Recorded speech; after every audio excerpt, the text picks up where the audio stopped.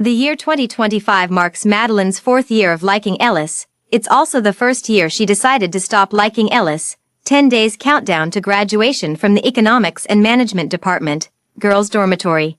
Madeline was packing some rarely used items to send home when her phone's special notification suddenly chimed. Madeline opened it to see a message from Ellis. Guitar club gathering tonight at 7. She clutched her phone, hesitating to reply immediately. At that moment, her roommate, who had been staying up late to finish a paper, popped her head down from the top bunk and asked, "Madeline, are you really planning to become a civil servant?" Madeline snapped back to reality and replied to her roommate, "Yeah, I've passed all the written exams. Just waiting for the interview now." Her roommate couldn't help but exclaim, "Wow, you're really amazing, quietly achieving great things." Madeline just smiled faintly, after staring at the message for a long time. She finally replied to Ellis with 2 words, "Okay." At exactly 7 o'clock, Madeline arrived at the bar as promised. As soon as she entered, she saw Ellis sitting in his usual spot, idly plucking at the strings. The next moment, Ellis happened to look up and smile at her. Madeline's heart skipped a beat. It was only natural, after all. He was someone she had secretly loved for nearly 4 years, for Ellis. The tone-deaf Madeline even dutifully served as the logistics staff for the guitar club for 4 years. "Madeline, come here." Ellis put down the guitar and patted the spot beside him. Madeline walked over and heard them discussing their plans after graduation. Seeing Madeline approach, the conversation naturally shifted to her. "Madeline, what are your plans after graduation?" Madeline hadn't even opened her mouth when Ellis chuckled lightly and declared confidently, "Her. Of course she'll be with me, interning at my family's company." Madeline clenched her fists tightly, wondering whether to seize this moment to mention her plans of returning to her hometown. A gentle female voice suddenly sounded from behind. "Ellis, so this is where you are." Madeline turned her head to look and saw Ellis's girlfriend of 3 months, Naomi. Naomi approached and stood right between Madeline and Ellis. Madeline then tactfully stood up, giving up her spot and moving to the edge of the group. "Over there." Ellis familiarly wrapped an arm around Naomi and leaned in with a smile, saying, "Why did you come?" "I told you I'd be out late tonight and not to wait up for me. I was worried about you." Naomi's soft voice drifted into her ears, and Madeline downed a glass of wine in silence. The wine wasn't sharp, but it was intoxicating. "Ellis, since your sister-in-law is here today, why don't you sing that song you used to confess to her again?" The classmates excitedly started egging him on. Madeline paused for a moment before looking at Ellis. Ellis laughed heartily and generously picked up his guitar to go on stage. "All right, I'll reluctantly sing it for you all one more time." After saying this, his expression immediately turned serious. "The coffee cup leaves fingerprints, like secretly writing your name. The greetings I practiced dissipate into the crowd's receding figures. How many deliberate passes does a hallway encounter require?" Ellis's voice falls like moonlight. Madeline quietly teared up under the moonlight, grateful for the darkness that hid her disheveled state from view. This was Madeline's poem, capturing the emotions of her 400-day crush on Ellis. Yet Ellis used this very song to confess his feelings to Naomi. On the day Ellis and Naomi got together, Madeline finally resolved to let him go, drawing a close to this unrequited love that had led nowhere. Madeline couldn't bear to watch any longer. She stood up and bid farewell to her classmates. "I just remembered there's something I haven't finished, so I'll take my leave first." Without looking back even once, she quietly slipped away. Ellis subconsciously looked toward Madeline's seat as he came down from the stage, but she was no longer there. His brows instantly furrowed. "Madeline." Naomi paused for a moment, then spoke casually. "I just saw her leave with a guy. Didn't I tell you before? Madeline has a lot of suitors." Ellis suddenly turned cold-eyed, immediately calling Madeline on the phone. The moment the call connected, he couldn't help but sound accusatory. "Where are you?" "Back at the dorm." "Why?" The voice of Madeline's roommate indeed came through the phone. Ellis's expression finally softened. "It's fine. Tomorrow I want to eat the steamed buns from the South Gate." Hearing Madeline hum in agreement, Ellis's lingering displeasure completely vanished. "All right, if there's nothing else, I'll hang up now." After hanging up, Madeline could only feel helpless. The dorm was a world away from the South Gate. It would take her at least an hour to walk there. Ellis really knows how to boss her around. Madeline sighed and stopped overthinking. Just as she was about to wash up, her phone suddenly rang again. This time it was Madeline's dad calling. Madeline's dad was busy. Madeline's mom had passed away when she was young, so there wasn't much to talk about between father and daughter. It always came back to the same topics. I signed you up for an interview prep class. Make sure you attend it over there. And what day is your flight home? I'll come pick you up. Madeline hurriedly declined. No need, Dad. You just got promoted to bureau chief not long ago, and the bureau is really busy right now.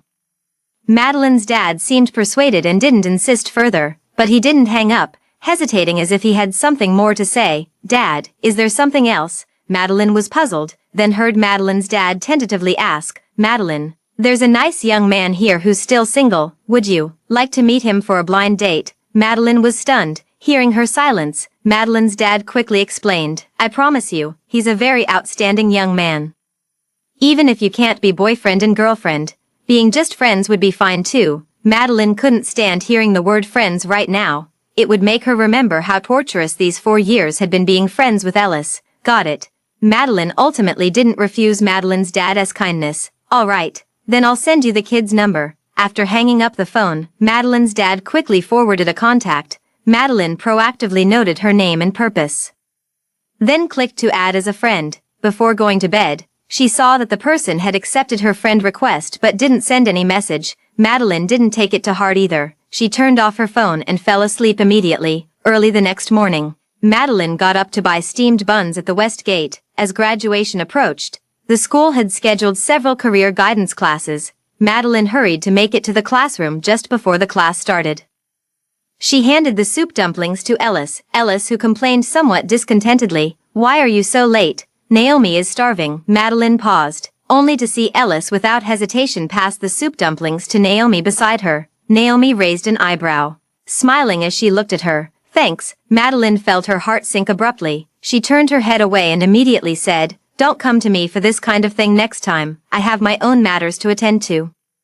Ellis responded indifferently with a nonchalant then retorted, Suit yourself. It's not like I forced you to bring me breakfast. Wasn't it your idea in the first place? Madeline froze mid-motion, feeling as if a knife had been plunged into her chest. Yes, she was foolish enough ever since she found out Ellis woke up late and skipped breakfast. She took the initiative to offer bringing him breakfast. This routine lasted for 4 whole years.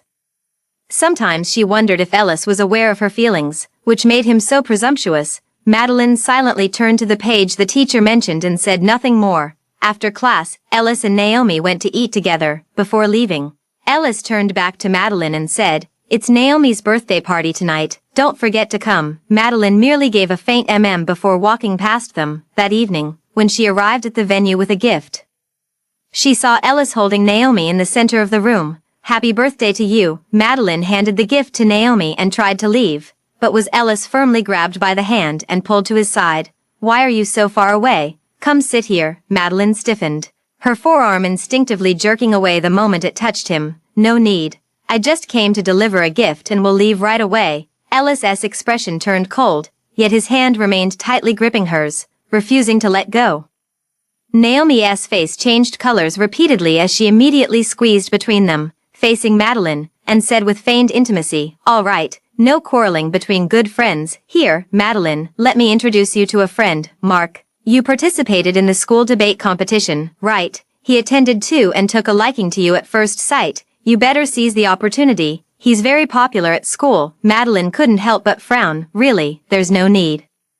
She really disliked Naomi's use of the word interested in, as if she were some kind of commodity. Let's get to know each other. More friends mean more opportunities. Naomi maintained her smile, but her words carried an extra layer of meaning.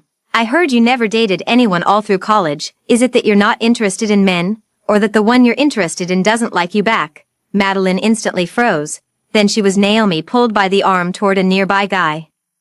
Laughing as she did so, the guy had small eyes and a big nose, looking like a groundhog, yet he held his head high with an air of arrogance. He looked her up and down Madeline, showing a satisfied expression. Let's follow each other on IG first. Madeline's entire face stiffened, letting out a dry laugh. Sure. After this, Madeline excused herself to use the restroom and walked out of the private room. In the restroom, Madeline splashed some water on her face, finally feeling a bit better.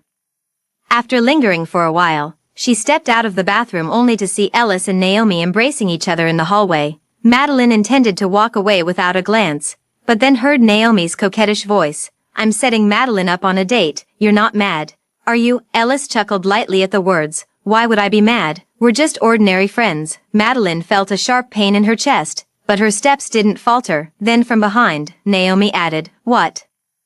Don't tell me you didn't know she likes you." Madeline suddenly came to a halt. Her entire heart seemed to clench, and then she heard Ellis let out a light chuckle. "What are you thinking about? Madeline is not my type. I could never be with her." As Ellis spoke each word deliberately, Madeline's heart sank little by little. Even though she had known this all along, Madeline blinked, holding back tears, and walked in as if nothing had happened, in the dimly lit karaoke. Madeline groped her way back to her original seat when suddenly a hand with ill intent reached for her waist. Startled, she instinctively pushed it away forcefully. "Where do you think you're touching?" Turning around, she saw it was none other than Mark. Mark, feeling humiliated, immediately complained loudly, "What are you being so prudish for? Naomi already told me you want to be my girlfriend. Who knows how many boyfriends you've had before? Why put on an act now?" Madeline flushed red with anger. "I don't know Naomi what else she told you, but I never said such things." Madeline suddenly stood up and was about to go out to confront Naomi, when she saw Ellis holding Naomi's hand as they walked in. Without a word, she immediately stepped forward to question Naomi. "Naomi, why did you tell Mark that I want to be his girlfriend?" The people around sensed the tension and immediately turned off the music. Watching the drama unfold, the three stood in a standoff. Ellis slightly furrowing his brows, Naomi's expression changed slightly as she denied it, saying, "Oh, it was just a joke. How could Mark take it seriously?" Madeline was not fooled by Naomi. She fixed Naomi with an icy stare, her voice as cold as ice. "Stop beating around the bush, just tell me, did you say those words or not? Yes or no?" Naomi immediately faltered. She turned to Ellis for help, her eyes even reddening. "Ellis, I didn't mean to. Why does Madeline have to be so nitpicky?" Ellis immediately stepped in front of Naomi, his eyes flashing with intense displeasure as he glared at Madeline. "Madeline, Naomi would never do such a thing. Can you stop making a big deal out of nothing?" Madeline felt a sharp pang in her heart. The surrounding whispers surged like a tidal wave, and she suddenly found the whole situation utterly meaningless. "Forget it, do as you please." She picked up her bag and walked away without looking back. Outside the karaoke, Madeline raised her hand, the red bracelet on her wrist being Ellis's gift to her 4 years ago. It was also the only gift he had given her in those 4 years. Madeline looked at it with reddened eyes for a while before taking off the red string. The next day in class, Madeline didn't bring Ellis breakfast for the first time, so she arrived at the classroom 10 minutes early. She casually took a seat, and before long, someone sat down beside her, confidently extending a hand.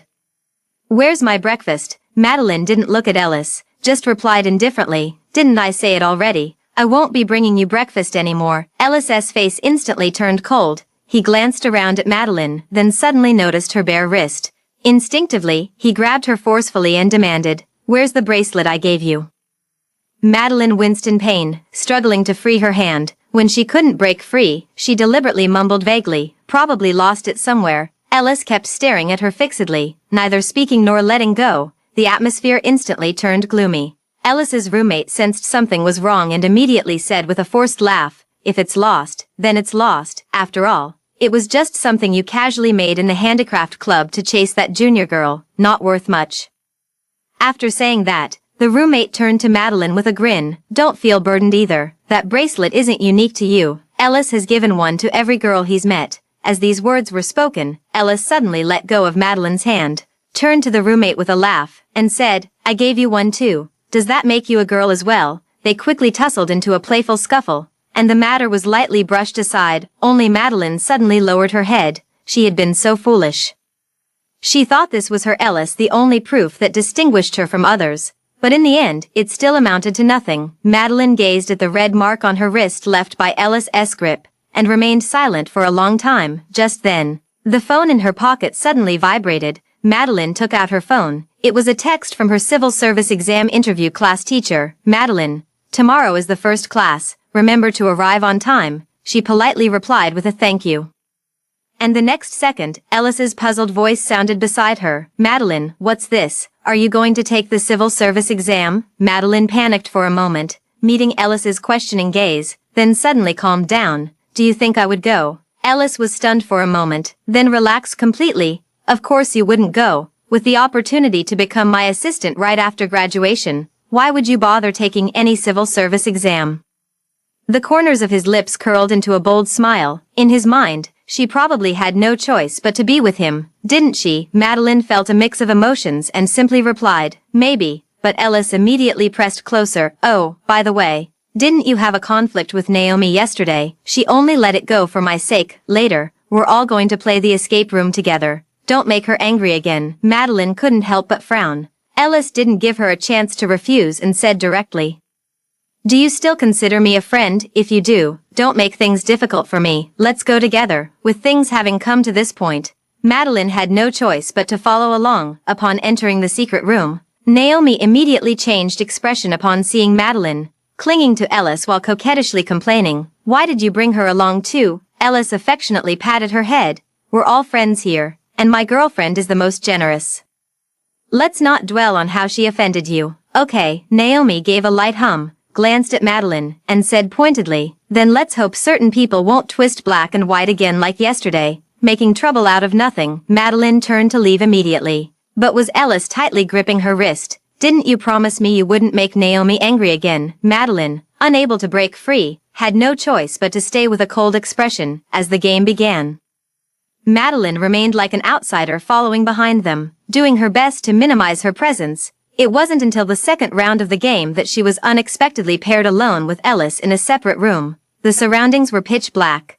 Madeline instinctively grabbed the hand of the person beside her, and Ellis actively held her hand in return. Madeline, are you okay? At that moment, Madeline was filled with mixed emotions, but in the next instant, she completely snapped out of it and voluntarily let go. It's fine, thank you. In the darkness, Ellis suddenly chuckled and teased, Madeline, I remember you weren't afraid of the dark before. Why were you holding on to me so tightly just now? Madeline paused. She also remembered what he meant by before. At the beginning of sophomore year, Ellis crashed his bike alone and tumbled down a hillside.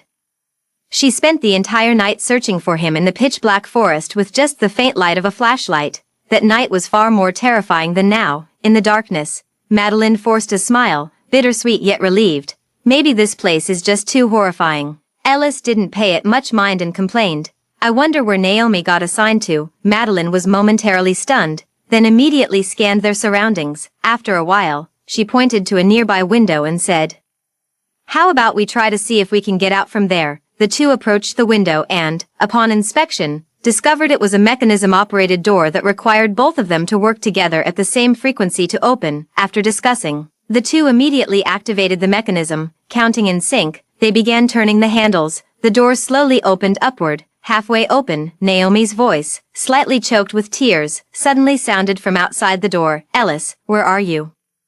I'm so scared, Naomi. Ellis turned back to Naomi in an instant, instinctively releasing the handle and slipping out through the half-open door. Before the door could fully open, it suddenly descended with a bang, and before Madeline could react, she found herself alone, locked inside the secret room. Madeline still clutched the handle in the pitch darkness, her nose suddenly stinging with the urge to cry. In the end, Madeline was rescued by the staff. The three of them headed back toward the school together. Madeline walked behind Ellis and Naomi, their conversation continuously drifting into her ears. You were scared earlier, right? Sorry, I shouldn't have left you alone. It's okay, you found me in the end, didn't you? Madeline suddenly remembered the moment she found Ellis in the mountain forest that night. Ellis had also solemnly promised, Madeline, since you saved me this time, I will never abandon you in the future. I mean what I say. Madeline suddenly found herself unable to take another step, the ache in her chest nearly overwhelming her completely. At that moment, the streetlights flickered and suddenly went out, plunging the entire world into darkness. Madeline discovered it at this very moment. She was no longer afraid of the dark. She turned on her phone's flashlight, illuminating the path ahead, and strode past the two of them. For the next half-month, Madeline spent all her time in the civil service interview training class. On the day of her civil service interview, Madeline's dad drove her back to campus. Coincidentally, it was also the day for the group graduation photo session. Madeline had barely returned to her dorm when she immediately changed into her academic gown and rushed to the sports field. Upon arriving at the field, she saw many others wearing the same graduation gowns. Madeline finally feeling an indescribable sense of nostalgia. Her university life was truly about to come to an end. Just as I was sighing with emotion, Ellis's voice suddenly came from behind. Come take a photo. Why are you just standing there dumbfounded? Madeline turned around and saw Ellis standing close by. Dressed in graduation robes, the shadow cast by the graduation cap made his brow bones appear more pronounced, yet it couldn't conceal his smiling eyes, like amber washed by rain. Transparent and warm brown under the sunlight, Madeline felt a sudden flutter in her chest, but still said, "I don't really like taking photos. Maybe we should just forget about it." "No." Ellis handed the Polaroid to a classmate and returned to her side, muttering, "We must take a good one today. Let's try again." Madeline clenched her hands but also obediently looked ahead. The classmate aimed the Polaroid at them and slowly counted, 3, 2, 1, the moment the count reached 3. Ellis gently touched Madeline's face with his hand. She turned her head to look at him. Her eyes filled with astonishment. Ellis smiled. Madeline instinctively smiled back. The photo froze at this moment. Madeline looked at Ellis handing her the photo. Both people in it smiling so brightly. The film ran out. "Wait for me." Ellis stuffed the photo into Madeline's hand and then ran off toward his roommate. Madeline was still watching his retreating figure when a mocking voice suddenly rang out from behind her. "Madeline, I heard you're from a single-parent family. No wonder you're such a shameless bitch, always trying to steal other people's boyfriends." Madeline froze for a moment before turning around to face the disdainful Naomi. Suppressing her temper, she tried to reason calmly with Naomi. "First of all, I didn't flirt with Ellis. Secondly, you'd better apologize to me for what you just said." Naomi sneered coldly. "Apologize? You think you deserve it?" Madeline's expression turned completely icy as she waved her phone slightly. "Everything you just said has been recorded. If you don't want this audio to be posted online, then apologize to me, now, you dare." Madeline actually didn't have time to record. She was just bluffing, but unexpectedly Naomi charged forward to snatch it. "Delete it now."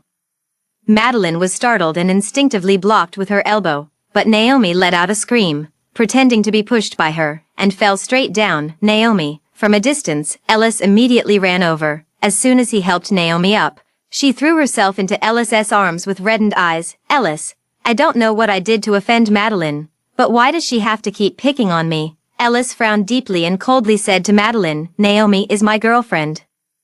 Can't you be a little more tolerant of her?" Madeline found the words she wanted to say stuck in her throat, facing the heavy coldness in those brown eyes. All those words melted away again. Why bother? For someone I'll hardly ever see again. Why explain so much? Madeline then shut her mouth and turned to leave without another word. Naomi had just curled her lips smugly when she saw Ellis glare at her with a cold expression, his eyes carrying a faint warning. "And you, after graduation?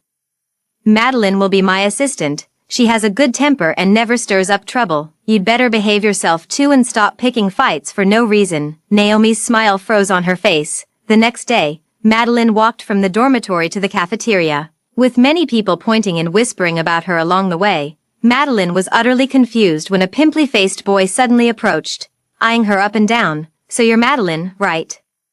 I heard it costs $300 to sleep with you for a night, but you don't look worth that much. How about $200 for the night?" "Deal." Madeline felt all the blood in her body rush to her head. "You're out of your mind." The guy was taken aback, then said disdainfully, "You've already publicly solicited on the confession wall, so why are you afraid of me calling it out in public?" Madeline jolted violently. She lowered her head to check the school's confession wall and immediately saw a viral post.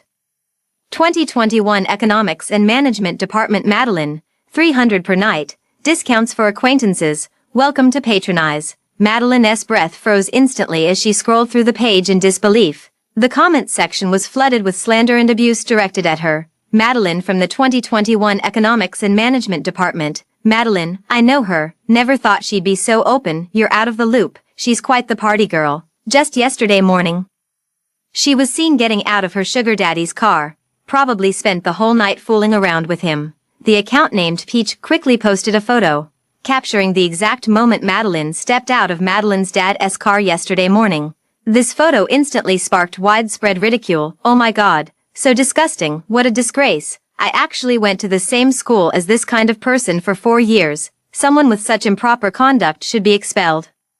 The roommate couldn't take it anymore, put down their phone, and angrily retorted, "Isn't that your dad? This person named Peach is just spreading rumors. Madeline, let's call the police." The moment the guy heard the word police, his face immediately changed, and he turned around and ran away. Madeline clenched her phone tightly, her body trembling with anger. Can you ask your computer science boyfriend to help me track the IP of this post and find out who this peach is? Her roommate immediately nodded in agreement and hurriedly left Madeline alone as she walked back to the dorm. The advisor suddenly called, starting with a sarcastic and mocking lecture. Madeline, no matter what happens online, you must suppress it. A girl should always maintain some sense of propriety and shame. If this matter escalates further, the school might very well revoke your diploma. After all, the institution has its reputation to consider and can't allow students like you to tarnish it. Do you understand? The counselor's dismissive attitude made Madeline see red with anger. What kind of student is she? And what kind of student is she supposed to be? Without even investigating the matter properly, has the school already labeled her as promiscuous? Madeline clenched her teeth tightly, sensing the strange and disdainful glances from those around her. Instantly, it felt like being pushed into deep water, unable to breathe. But when she forced herself to walk to the dormitory building and saw Ellis, her eyes immediately welled up with tears. Madeline slowly stepped forward, only to see Ellis staring at her with a cold expression, and her heart ached once again. What's going on online? Ellis began with a direct accusation. Do you believe in me? Madeline didn't answer his question but stubbornly asked instead. Do you believe I'm that kind of person? But Ellis furrowed his brows and remained silent. This silence was like a sharp blade suddenly piercing Madeline's heart, instantly turning her chest into a bloody mess. Do you remember that time at the end of freshman year when someone threw answer sheets under your seat? Everyone suspected you of cheating, but only I went to the surveillance room to get the footage and cleared your name. Back then, we had known each other for less than a year. Yet I dared to say you would never do such a thing. Madeline spoke with growing emotional turmoil, yet she still managed to painfully squeeze out the remaining words through gritted teeth. Now that we've known each other for 4 years, you still can't bring yourself to trust me. Ellis frowned with anger and blurted out. My business is none of yours. Photos are already circulating online. You and that man got out of the same car, then you just don't trust me. Madeline finally got her answer. She stared fixedly at Ellis, as if painfully excising her own necrotic flesh. The pain only sharpens my awareness. I'll call the police, they'll clear my name. Madeline had no more words for him and stepped past to head upstairs. The next moment, Ellis instinctively grabbed her hand. As their eyes met, he saw Madeline's reddened eyes, and his anger instantly subsided, replaced by a mix of helplessness and perfunctory concern in his gaze. I'm sorry. I was just anxious. Aren't you supposed to join my company after graduation? I was worried about how the company might perceive you. Madeline took a deep breath, suppressing a surge of emotions, and said, speaking of the company, there's actually something I need to tell you. I've already decided not to go after graduation. Madeline, I've found out who's been spreading rumors about you. Just then, the roommate rushed up to Madeline and dropped this bombshell without preamble. Madeline, startled, immediately grabbed her roommate's hand without even glancing at Ellis, urgently asking, who is it? The roommate replied with visible anger, it's Naomi. Impossible. Ellis darkened his expression, gripping Madeline's hand with increasing force, nearly crushing her wrist. Naomi would never do such a thing. And Ellis's unwavering trust in Naomi only made Madeline feel worse. She forcefully pulled her hand away from Ellis and said coldly, whether it's her or not, the police will find out. At 3 in the afternoon, Madeline returned to her dorm only after reporting the incident at the police station. But as soon as she reached the dormitory entrance, she saw that red paint had been splashed on the door, with the words, no whores welcome here, scrawled across it. Under the weight of scornful gazes, Madeline simply opened the door and began packing the few belongings she had left, just as she was dragging her suitcase out the door. A voice suddenly rang out from the crowd of onlookers, take your trash and get out, shameless woman. Madeline paused only for a moment before gripping her suitcase tightly and leaving. It wasn't until she reached downstairs that she took a deep breath to suppress her grievances, only to look up and see Ellis escorting Naomi back to the dorm. She had intended to pretend not to see them and walk straight past, but unexpectedly, Naomi actively blocked her path. I heard you think I was the one who did this. Naomi let out a cold laugh directly. How amusing. You're the one with questionable conduct, yet you're trying to pin the blame on me. Have you no shame? I've already called the police. Madeline didn't want to argue with her anymore and directly stated the current situation in a brief manner. Naomi panicked for a moment, but then steadied her heart again. As long as she refused to admit it, what could anyone do to her? What's the police?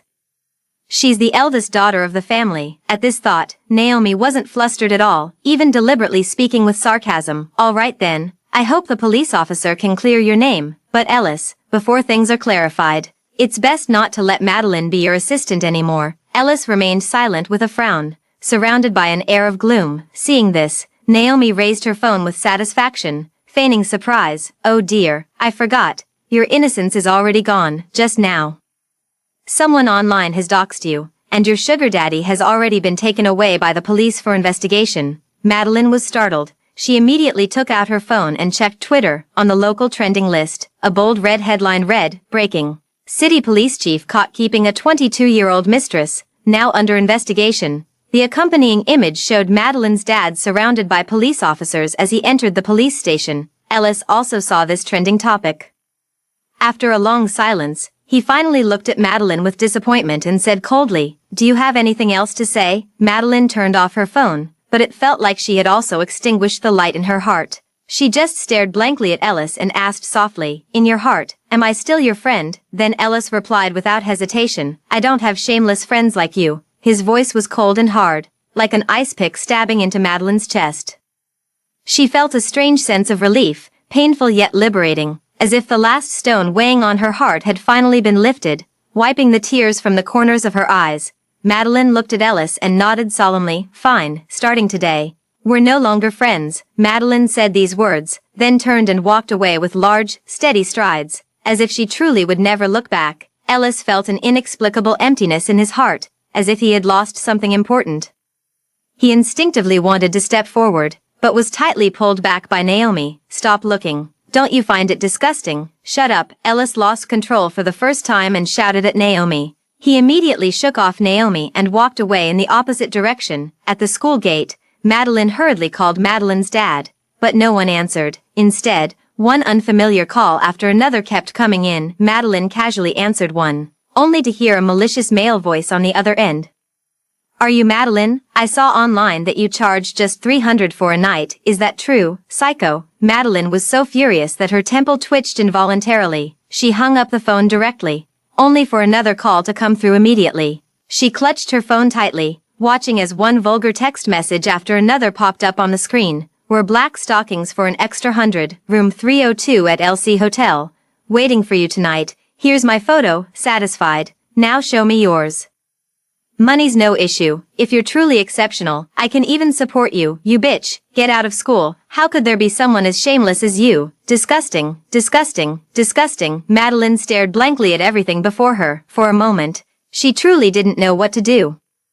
Her personal information had been directly leaked online. Her ID card, passport photo, home address, and phone number, spreading across countless people's phones. It felt as if a giant hand was pressing down on her. Madeline could barely breathe. It wasn't until her roommate came running toward her from a distance, anxiously saying, "Madeline, the counselor is looking for you all over the school. Why aren't you answering your phone?" Her gaze fell on Madeline's phone screen, where calls and messages hadn't stopped coming in, and suddenly she was at a loss for words. Madeline closed her eyes briefly and turned off her phone directly. Only then did the world quiet down. "Let's go find the advisor." Madeline realized her voice had gone hoarse the moment she spoke. At the school administration building, Madeline was stunned by the overwhelming scolding as soon as she pushed open the advisor's office door. "Madeline, I officially announce that you are expelled from the school. You must leave the school by the end of today. Our school has never had a student like you who brings such shame. It's a disgrace, a stain." Madeline opened her mouth but found herself unable to utter a single word. 10 minutes later, Madeline emerged from the administration building holding the disciplinary notice, facing the group of guitar club members, with Ellis and Naomi standing at the front. Naomi took a step forward and asked mockingly, "Got expelled?" Madeline tightened her grip and immediately walked past them. "None of your business." Ellis grew even colder in expression. After a moment of silence, he still called out to Madeline, "As long as you cut ties with that man, I can help you start over with a new identity." Madeline paused mid-step and let out a disbelieving laugh. At that moment, several police cars screeched to a halt right behind them. A group of police officers stepped out of the car, led by a middle-aged man whose 2 bars and 2 stars on his shoulders were particularly eye-catching. Naomi sneered even more mockingly at Madeline, taunting, "Why aren't you running? The police are here to arrest you." Madeline remained silent, standing coldly without a word. The next moment, several officers approached Naomi and coldly presented their badges. Naomi, you are suspected of spreading rumors about the police chief and illegally disclosing personal information of citizens. We are now summoning you for defamation, violation of citizens' personal information, and insult. Please come with us. The surrounding crowd instantly erupted in uproar. Naomi's face turned pale in an instant, and she instinctively hid behind Ellis. It wasn't me. I didn't do it. How can you accuse me of spreading rumors just like that? I get it now. You're covering up for the police chief's mistress. As soon as she finished speaking, Madeline could no longer hold back. Her eyes red as she ran toward the man at the forefront. At the same time, her clear voice reached everyone's ears directly. Dad. Everyone present stared at the scene in stunned silence, the air seeming to freeze for a moment, especially Naomi, who turned pale with shock and exclaimed in disbelief, "Impossible." Ellis also looked surprised. But then he suddenly remembered the gossip about the police chief sharing the same surname, seeing how Madeline chased after him without hesitation, and the man in police uniform didn't hesitate to embrace her tenderly in front of everyone. At this point, what more was there to understand? They had all misunderstood. The man in the photo is not Madeline's sugar daddy, but her biological father, and Madeline is not from a poor single-parent family at all. Her father is none other than the chief of police. Madeline now hears several people around her gasp in shock. She no longer wants to argue, feeling utterly exhausted. The endless insults and humiliation she endured all day have left her emotionally drained. But this doesn't mean she would let go of the culprit responsible for the current situation. Madeline immediately turned cold-faced, pointing at Naomi and saying, "Dad, the account peach that spread rumors about me online is hers.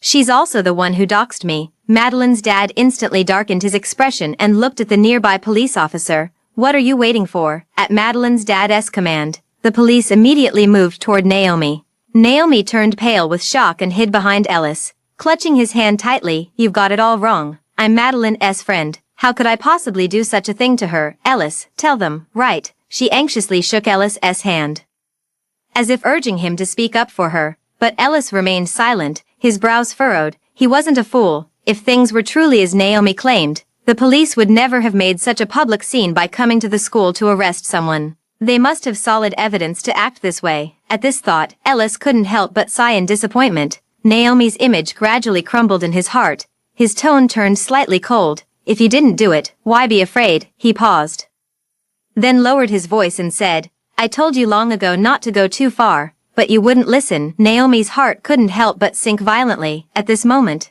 the police officer had already stepped in front of her, speaking calmly yet sternly. "Naomi, come with us." Naomi glared resentfully at Ellis, realizing he wouldn't help her anymore. Deciding to throw caution to the wind, she shouted angrily at the police, "My father is Clark Wilson. How dare you arrest me?" Naomi's family was considered a locally prominent wealthy household. Previously, out of respect for Clark Wilson's status, Naomi had often abused her power, but the moment her words left her mouth, with a sharp click, a pair of silver handcuffs was firmly locked around her wrist. The officer looked at her coldly and said icily, "No matter who your father is, if you break the law, you're coming with us." Naomi deflated like a punctured balloon, collapsing instantly. Meanwhile, Madeline simply watched coldly as Naomi was taken away, not uttering a word. As Naomi was being led away, she turned back, ignoring the shocked gazes around her. She fixed Madeline with a hateful stare and silently mouthed, "You'll regret this." Madeline, her gaze turned even colder as she replied indifferently, "We'll see about that." The police car drove off just like that. The notified counselor rushed over, beads of cold sweat on her forehead, her eyes filled with an ingratiating expression.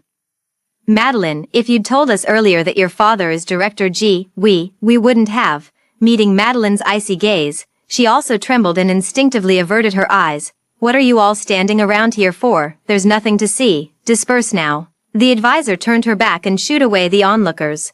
But Madeline guessed that news of Naomi being taken away had probably already spread throughout the entire school. Madeline withdrew her gaze, and the next moment, her eyes met Ellis's in the crowd. Ellis's eyes were filled with complexity, as if there were many words left unspoken. "Madeline." Ellis struggled to speak the moment Madeline averted her gaze and softly said to her father, "Dad, let's go." She treated Ellis as if he were invisible, just as he had said. They were no longer friends. Ellis suddenly froze. He stared in disbelief as Madeline walked past him without so much as a glance.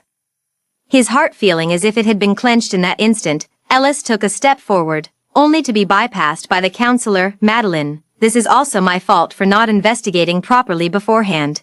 Madeline turned her face slightly toward the counselor, leaving him with only a cold profile. Didn't the school already expel me? So it must all be my fault, right? The counselor glanced at Madeline's dad, who was radiating coldness nearby, swallowed nervously, and forced a smile.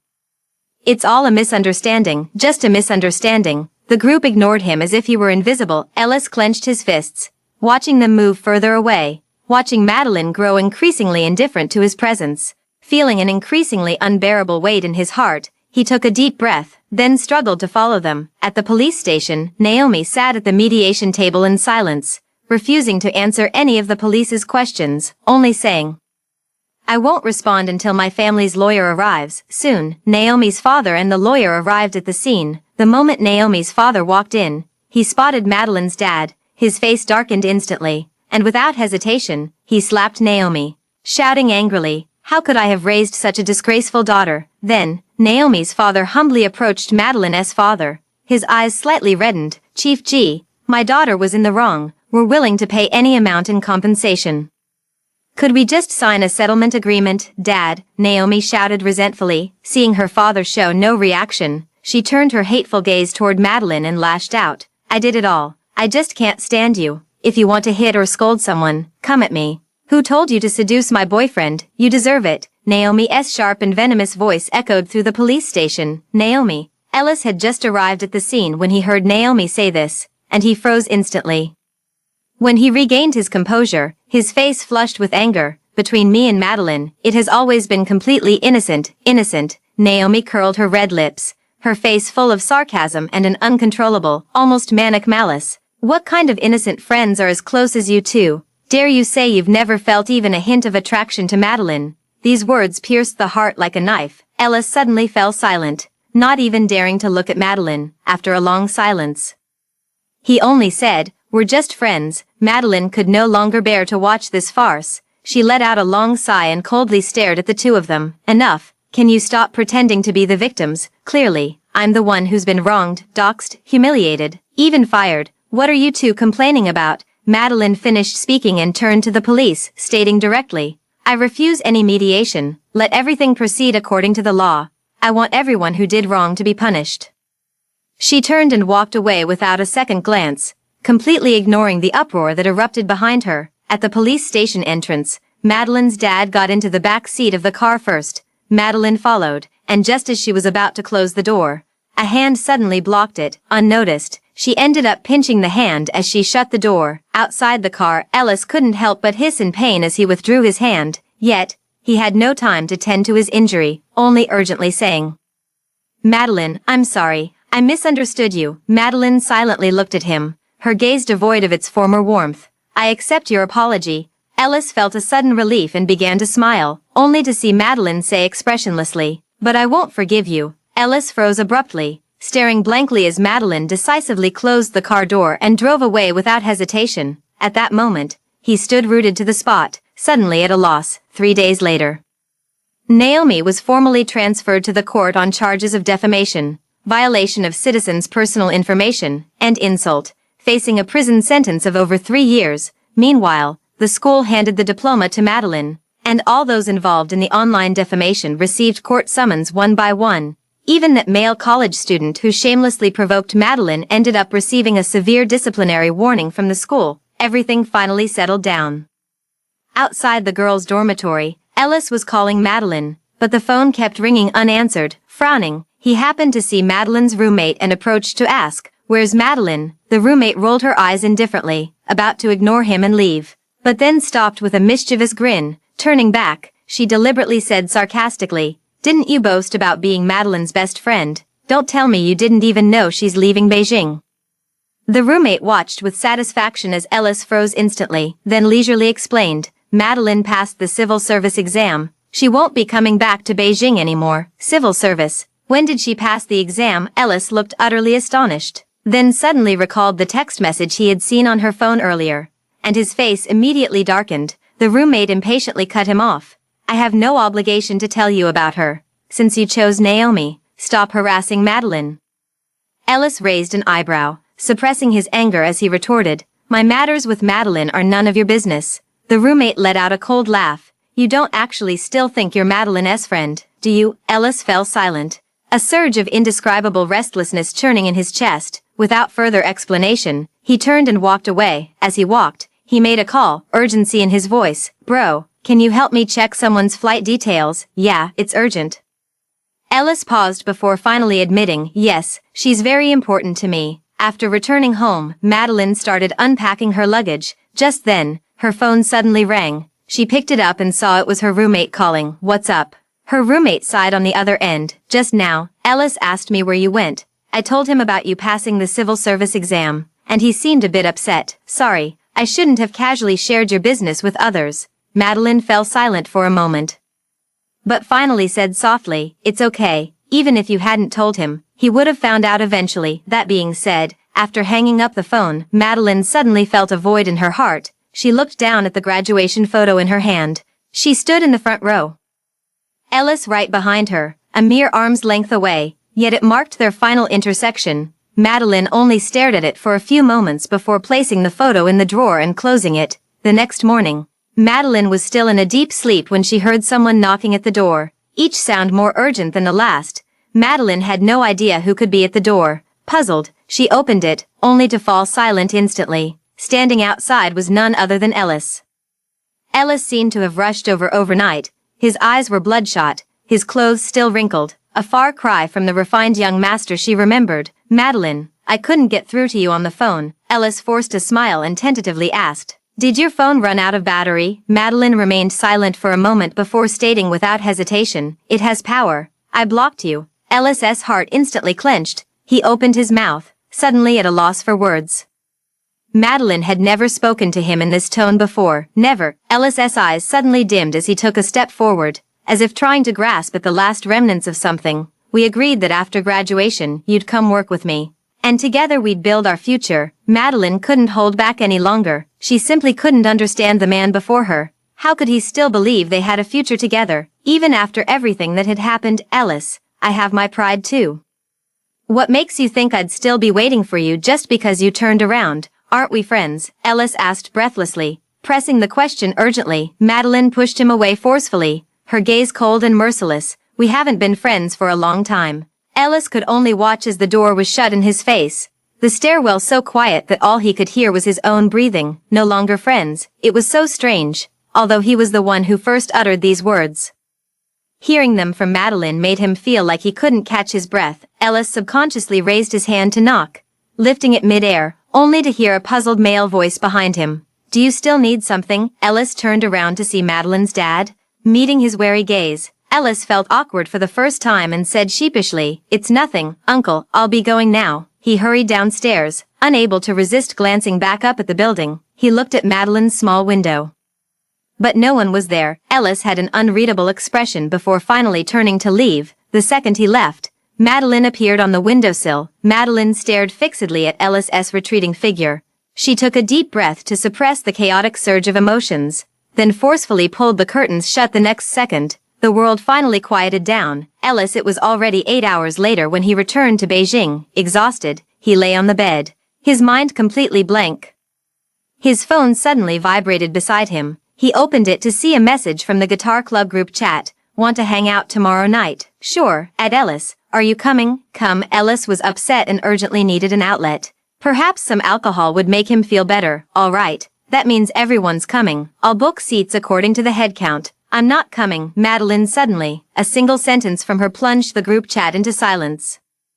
Ellis stared at the words for a long time, the inexplicable fire in his heart burning even fiercer. "Oh, you're not coming. Sorry. I assumed you would since you always come whenever Ellis does." "It's fine. Just ask me directly from now on." The subtext of this statement was that she and Ellis were no longer tied together. A clear act of drawing boundaries. Ellis paused mid-breath, deciding ignorance was bliss, and directly exited the group chat. Right after, the guitar club president Fabian sent a private message. "Did you and Madeline have a fight? What did you do to her this time?" Ellis felt a sudden twitch in his brow and replied impatiently, "You didn't even ask and already assumed I upset her." Talk about double standards. Fabian didn't hesitate and shot back, "Do I even need to ask?" if you and Madeline are fighting, it's definitely your fault. Madeline is sweet-tempered and gorgeous. None of us would ever argue with her. It's just you who can't see her good side and keeps bullying her." Ellis paused abruptly, his heart filled with mixed emotions. He didn't reply to the message again, just stared at a corner of the ceiling, gazing until he finally closed his eyes with a sigh. The next day, Madeline slung her small hiking backpack over her shoulders and headed to the outskirts to climb a mountain. This was one of her few hobbies. Madeline reached the middle section of the climb when she suddenly heard a commotion behind her. She turned her head to see a middle-aged woman suddenly collapse to the ground, unconscious. Madeline immediately rushed over. After quickly assessing the situation, she shouted loudly, "Don't crowd around, give her some air, she's suffering from heatstroke. Can someone help me carry her to a shady spot?" A pleasant male voice suddenly rang out. "I'll do it." Madeline looked up and saw a tall man in a windbreaker pushing through the crowd, lifting the middle-aged woman without hesitation and heading toward the roadside pavilion. Madeline was momentarily surprised by his strength but quickly followed.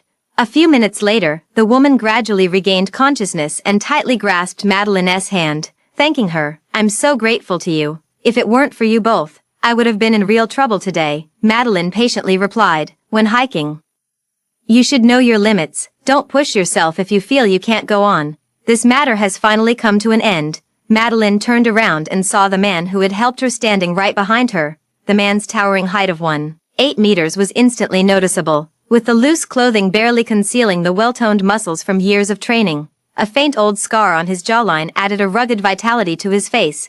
Madeline pressed her lips together and took the initiative to speak. "Well, how about climbing the mountain together?" Gordon gave a slight nod and walked ahead first. "Let's go." Madeline had been glancing at Gordon intentionally or unintentionally along the way. His stamina was truly impressive. Although the mountain wasn't particularly high, he climbed all the way up with barely any signs of fatigue, just a rosier complexion, and instead appeared full of energy. After reaching the summit, Madeline closed her eyes and took a deep breath. The fresh air filled her throat, instantly making her feel as if her heart and mind had expanded. When she opened her eyes again and saw Gordon in that moment, a sudden thought surged in her heart. "It's fate that we met today. How about adding each other as friends and planning a hike together sometime?" She took out her phone and handed it over, only to see Gordon raise an eyebrow. A flicker of something else in his eyes, but he didn't say anything else. Sure, with that, he took out his phone and let Madeline scan the code. Madeline looked down and heard a beep from the phone, skipping the friend request step and going straight to the chat window. They had already been friends. She looked up in surprise and saw Gordon smiling at her. Then he gently extended his hand toward her. "Let's get to know each other again. I'm the blind date your father introduced." "My name is Gordon." Madeline returned home, still feeling the warmth on her face. How could she not have recognized that Gordon was Madeline's dad's previously introduced blind date? Now it's awkward. He must think she's rude for adding him as a friend without saying a word or even remembering his face. Madeline, growing increasingly embarrassed, walked into the kitchen and casually asked Madeline's dad, who was cooking. "Dad, what does that guy you introduced me to last time do for a living?" Madeline's dad answered between stir-frying. "Weren't you uninterested in him? Why ask about him all of a sudden?" Madeline pursed her lips. "I was just asking." Madeline's dad snorted but still answered the question. "Xiao Cheng is a forensic consultant for our police department and also a criminology professor at LC University. Last time he even helped us crack a major case. He's sharp-looking, hard-working, a good kid." Madeline couldn't help but click her tongue in surprise. "That's really impressive." Madeline's dad glanced at her and said irritably, "What's the use of being impressive? You still look down on him. It's been so long without a single message." Madeline chuckled a few times. "No rush, no rush." She turned and walked away, lounging on the sofa, but quickly tapped open Gordon's social media feed. Most of them were photos from his business trips to various meetings, along with links to criminology materials, with very few posts about his personal life.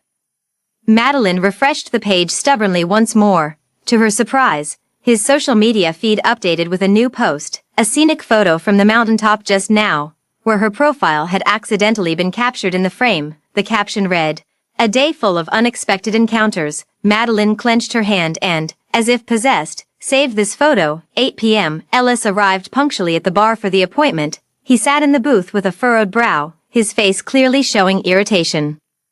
Fabian leaned in and gossiped. "How's the situation with your girlfriend going?" Ellis lowered his eyes and said indifferently, "We broke up.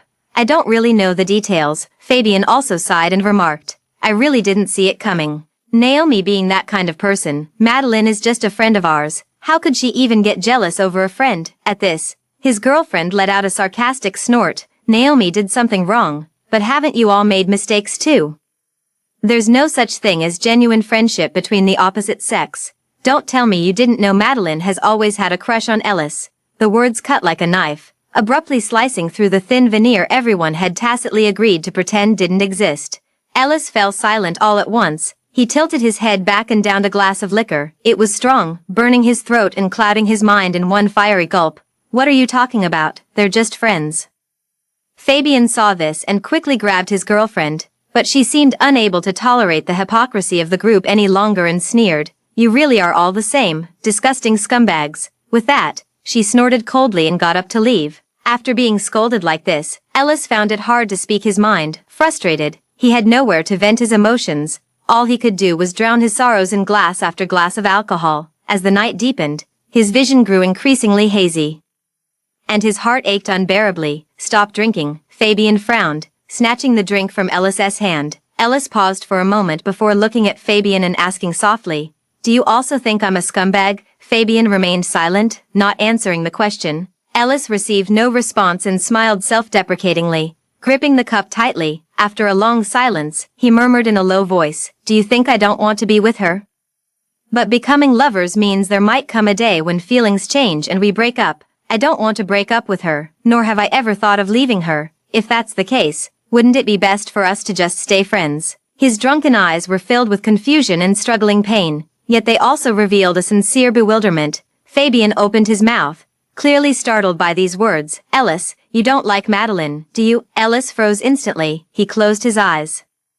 At this point, there was no need for him to deny it any longer. "Yes, I like her." His voice suddenly turned hoarse, unbearably dry. "But what's the use of liking her? I've already lost her." Fabian sprang up from his seat, shoving Ellis in exasperation. "Go after her. I can't believe you. Liking someone but never saying it, wasting 4 years of her life. Are you an idiot? Who does that? Since when can't friends fight and then make up?" "Ellis, if you don't go after her now, it'll really be too late." Ellis felt as if his mind had been split open by Fabian, and the thoughts he had never considered before now swelled like balloons in his head. Pressing against his sanity, he staggered to his feet, but the pain in his head only grew worse, making his body sway unsteadily. Fabian was startled and quickly supported him, sighing helplessly, "Forget it, you're in no state to go now, let's try again tomorrow." Ellis felt a restless unease stirring in his heart. His intuition told him he should go now, otherwise Madeline would be sad. "No, I want to go find her right now." But he had barely taken a few steps before collapsing to the ground, his vision swaying. Fabian watched speechlessly for a moment, then dragged him onto the sofa, softly comforting him. "There's no need to rush. Madeline has liked you for 4 years. Waiting one more day won't hurt." Ellis finally closed his eyes drowsily, his body relaxing completely. "Yes. Even if he goes to find her tomorrow, it's still in time. This time, he will definitely tell Madeline properly. He never wanted to be just friends with her, he wanted to be with her, forever together." Early in the morning, the moment sunlight spilled onto the bed, Madeline jumped up from the bed. She rummaged through the closet and pulled out several outfits, carefully selecting a goose yellow dress before meticulously applying her makeup. As she was heading out, she met Madeline's dad with his teasing gaze. "Dressed up so nicely, where are you off to?" Madeline tugged at the hem of her dress and replied quite earnestly, "Nowhere special, just meeting a new friend. I can't chat now, I'm going to be late." She dashed downstairs in a flash. Madeline's dad watched cheerfully from the windowsill, only to spot Gordon standing downstairs. He was somewhat surprised, but recalling how Madeline had deliberately asked him about Gordon the day before, he realized something must have happened between them in some corner unknown to him. Madeline's dad shook his head with a smile. Youth." As the car slowly made its way to the city museum, Madeline gazed curiously at the surrounding buildings and couldn't help but exclaim, "For years have passed, and this place has really changed quite a bit." Gordon gave a soft hum, his gaze subtly lingering on her. "If it weren't for the director spotting you in Ellis's IG photo yesterday, I wouldn't have known you used to volunteer at the museum so often." Last night, Ellis had barely posted the photo on IG when Ellis initiated a greeting to Madeline. "I heard you used to volunteer at the museum." They renovated it last year. Would you like to go back with me tomorrow? Madeline couldn't find a reason to refuse, so she agreed. Now, Madeline just smiled and replied, "It's been a while since I've been here too, so I'll need you to explain things to me later." Coincidentally, at a red light, Gordon turned his head to look at her, suddenly curling his lips into a smile. "All right." Madeline paused for a moment before turning her head back. The museum had indeed changed significantly from her memories. Madeline greeted the curator and then, together with Gordon, began to explore the exhibits thoroughly. It wasn't until the museum was about to close that she reluctantly left, still feeling somewhat unsatisfied. Just as she was about to say goodbye, Gordon opened the car door for her, his eyes shining with an irresistible light. "Would you like to join me for dinner?" Madeline pressed her lips together, then nodded. "Okay." That dinner lasted until 8 in the evening. Gordon drove Madeline back to her apartment building, Madeline finally waving goodbye to him. As she turned to take the first step up the stairs, a hand tightly pulled her into the shadows of the hallway. Madeline startled, about to scream. But then she saw the person's face, and the scream caught in her throat. It was Ellis. At this moment, Ellis gripped her wrist tightly with a gloomy expression, asking through clenched teeth, "Who is he?" Madeline also darkened her expression and forcefully shook off his hand. Her voice was cold and hard. "I don't need to tell you." Ellis paused in his breath. Ever since he realized his true feelings last night, his mind had been consumed with the thought of rushing to Madeline, wanting to confess his feelings and be with her. But now, Madeline looked at him with the same indifference as she would a stranger. How could he possibly bring himself to say it? "You like him?" Ellis spoke hoarsely, his heart leaping into his throat. How terrified he was of hearing Madeline utter the answer he dreaded. But Madeline merely frowned and replied even more coldly, "Who I like is none of your business. Who do you think you are to me?" She didn't deny it. Ellis's rationality was in complete disarray at this moment as he fumbled through an explanation. "Are you still angry with me?" Naomi's matter. "I'm truly sorry, but I genuinely didn't know she was doing these things behind my back." Madeline impatiently cut him off. "Enough. The one who did wrong has already been punished. This matter is over." She paused before adding, "And as for us, it's over too." Ellis seemed to freeze, his eyes filled with disbelief. His voice was hoarse as he said with embarrassment, "So you're blaming me, aren't you?" He took a deep breath, mustering all his courage before saying, "Madeline, I came here today because there's something I want to tell you. The truth is, I like..." "Enough." Madeline's expression turned completely cold. She couldn't understand why Ellis insisted on pestering her endlessly. In the past, when she followed Ellis around, he had only ever given her his back or a side profile. Everyone mocked her for trying to warm up to someone who was cold to her, and she had to put in all her effort just to earn a place as his friend. But now, she no longer cared about this position. Friends, she didn't lack friends. "Ellis, there's nothing left to say between us. You go back to Beijing and be your young master, and I'll stay here honestly as a civil servant. Let's keep our distance. Please, can we just not meet again in the future?" Her voice carried a hint of pleading, yet it was meant to draw a clear line between them. Ellis felt his head buzzing, as if his heart had been pierced in an instant. He had finally mustered the courage to face his true feelings, but in front of Madeline, they became utterly worthless. Was this the price he had to pay for neglecting her love? Ellis felt a sense of helplessness for the first time in his heart.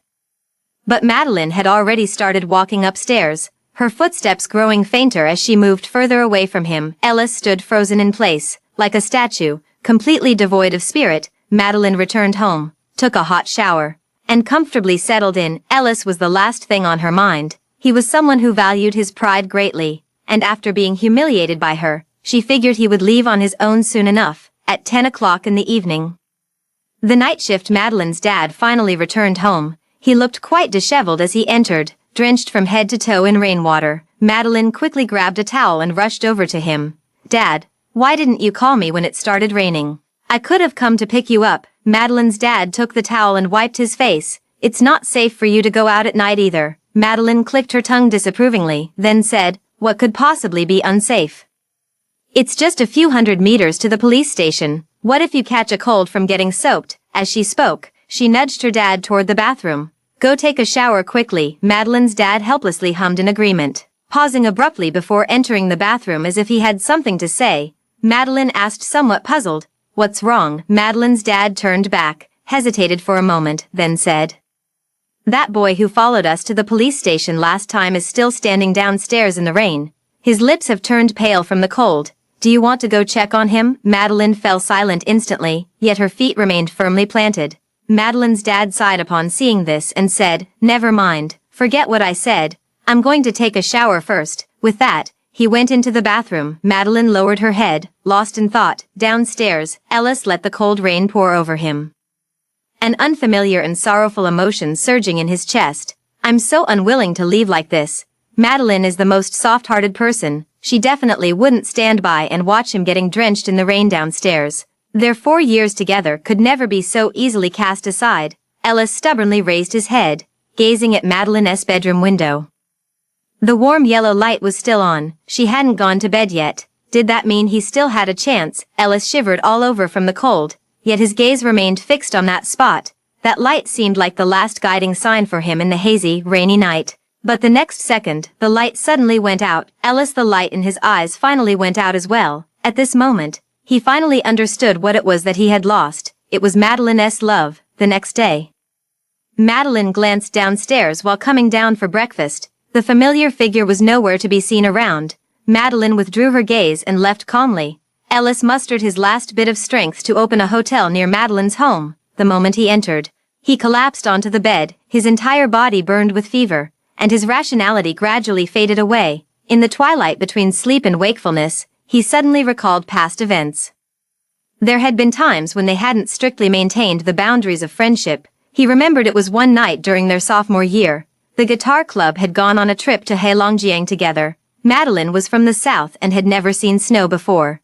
Upon arrival, she bundled up in a thick coat and built a snowman right in the hotel. Ellis stood behind her at the time, watching her for a long while. Watch Madeline take off her thick gloves, shape a small snowball, and in one swift turn, hurl it at him. Ellis was stunned for a moment before breaking into a smile. "Madeline, are you challenging me on purpose?" Madeline, her nose red from the cold, raised a perfectly formed snowball towards him. "So what if it is?" Ellis immediately took off his scarf, placed it aside, then packed a solid snowball and threw it at her. Madeline let out a laughing scream and ran away. Ellis chased after her, scooping her into his arms with one hand. Even bundled in thick winter clothes, she felt remarkably small when held. Ellis's heart suddenly softened, and he pinched Madeline's cheek hard. "So disobedient," he said as he pulled Madeline back to the railing, picked up his scarf, and wrapped it tightly around her neck. "Don't catch a cold, or your roommate will talk behind my back again." He was just speaking when he saw Madeline staring at him motionlessly. Her pupils were dark and bright, now filled only with his figure. As if he was the only one left in her world, Ellis seemed to have been struck by something heavy. He deliberately averted his gaze, his tone turning cold. "So stupid," he said, hitting Madeline's head before walking inside. Even when Madeline called out several times behind him, he pretended not to hear. He was truly afraid that Madeline would notice his affection, for love is not eternal, it inevitably fades with time. Ellis had witnessed many loving couples ultimately descend into hysterical curses, as if they could no longer recall the days they once cherished, including his own parents. If one never begins, does it mean it will never end? Ellis walked down the hallway, then suddenly turned to look back. In the courtyard covered with snow, Madeline stood there absent-mindedly, her head lowered as if lost in thought. Ellis wanted to rush over and embrace her right then, but he didn't. What he desired was not just fleeting love, but forever. But now, everything has been ruined by him. Ellis stared blankly at the hotel ceiling, his eyes moist, as if something was streaming down. He raised his phone and dialed that memorized number, but once, twice, countless times, all he could hear from the phone was the cold, disconnected tone. Ellis stubbornly kept dialing, praying her voice would appear on the other end of the line, but even as he lost consciousness, the call never connected. A few days later, Madeline went to work for the first time. Her position was in the municipal party committee office, where nearly all her colleagues were experienced seniors except for her. Throughout the day, Madeline didn't dare to breathe heavily, only quietly picking up her bag and leaving after work. On the way home, Madeline was feeling somewhat down, and as soon as she stepped out, she saw Ellis across the street, whom she hadn't seen for days. He looked even more haggard than a few days ago, his eyes bloodshot, his whole complexion pale, and his body swaying unsteadily, as if he were ill. Madeline didn't know what to feel in her heart and silently turned her head to walk home. They didn't greet each other. Madeline walked ahead, Ellis followed behind, until Madeline's phone suddenly rang. She picked it up and saw it was Gordon's call. "Hello, what's up?" Gordon was clearly in a good mood and even teased her. "What?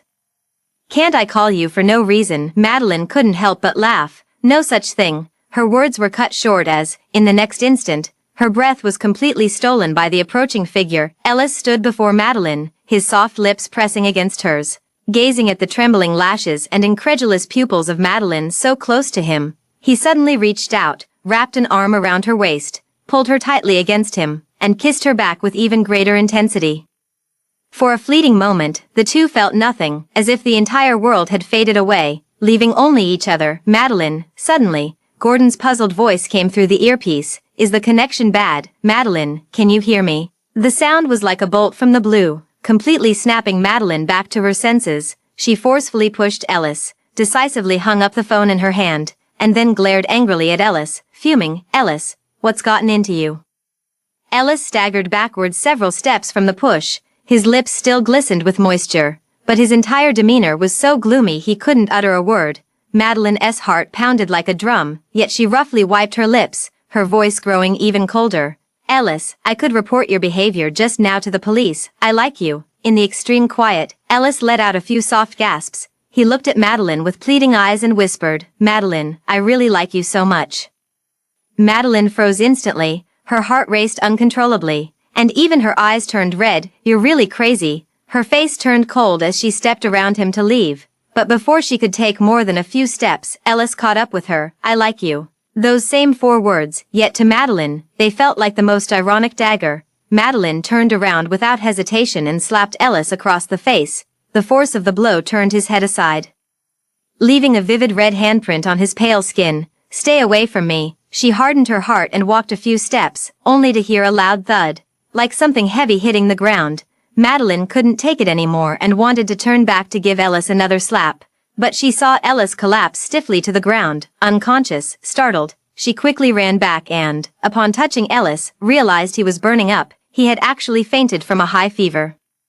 120. This dream was so absurd, Ellis actually dreamed that he silently forced a kiss on Madeline. He laughed at his own cowardice. In reality, he didn't dare utter a word of love, yet in the dream, he even managed to force a kiss. The next moment, Ellis opened his eyes, expecting to see the hotel ceiling, but instead saw an 4 bottle dripping steadily above him. He stiffened abruptly and slightly raised himself to see Madeline sleeping by the bedside. Ellis couldn't quite describe what he was feeling at that moment. He simply stared greedily at Madeline, his hand moving involuntarily toward her. The moment his fingers touched Madeline's face, she woke up. Both of them froze. Then Madeline flinched away from his hand. After a moment of silence, she asked, "Ellis, didn't you know you have a fever of 39 degrees? Ellis, how could he not know? Yet he remained silent, staring motionlessly at Madeline, as if trying to etch her image permanently into his eyes.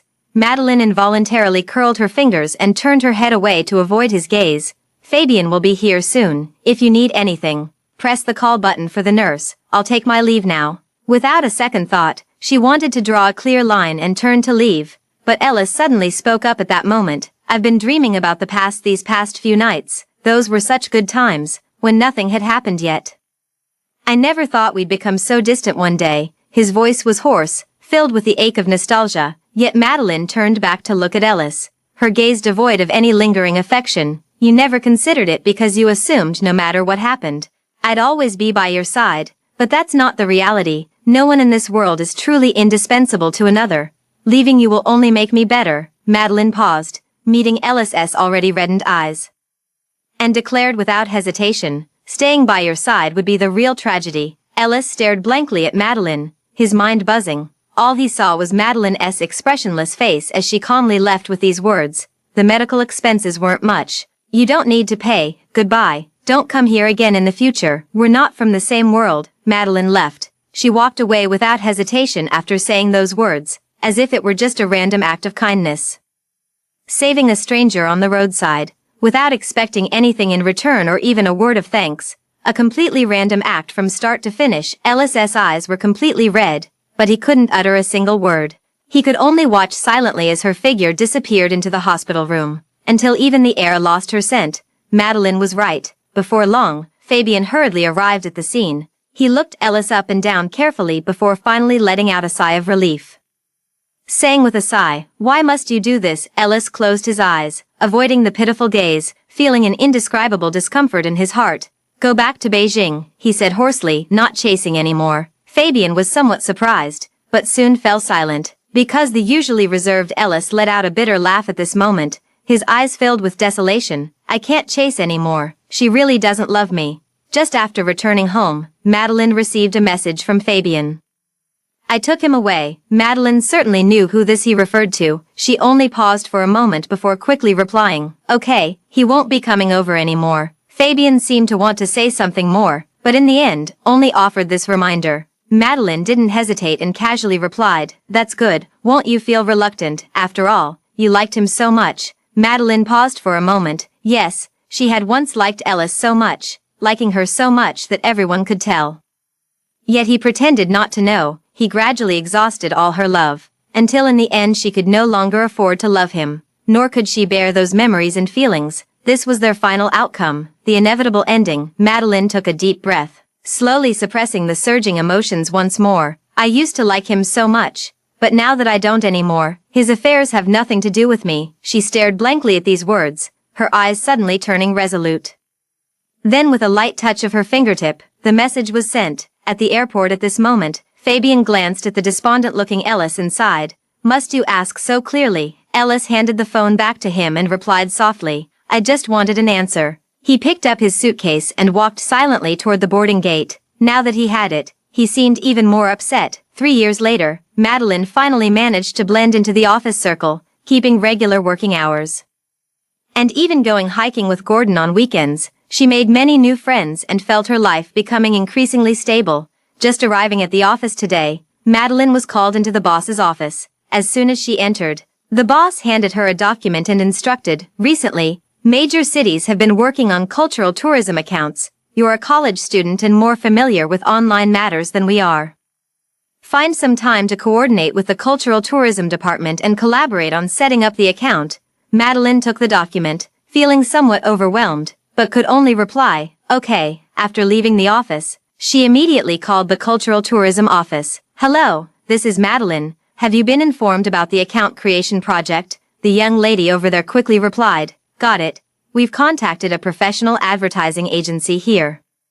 How about we find some time to meet up and have a discussion?" Madeline was naturally more than willing. After finalizing the time with her, she grabbed her bag and went to the appointment. Upon arriving at the private room, as soon as she pushed the door open, a young girl came forward to greet her. "Miss G, you're so punctual. This is the consultant I invited." Madeline followed the girl's gesture and looked over, only to freeze on the spot. Ellis.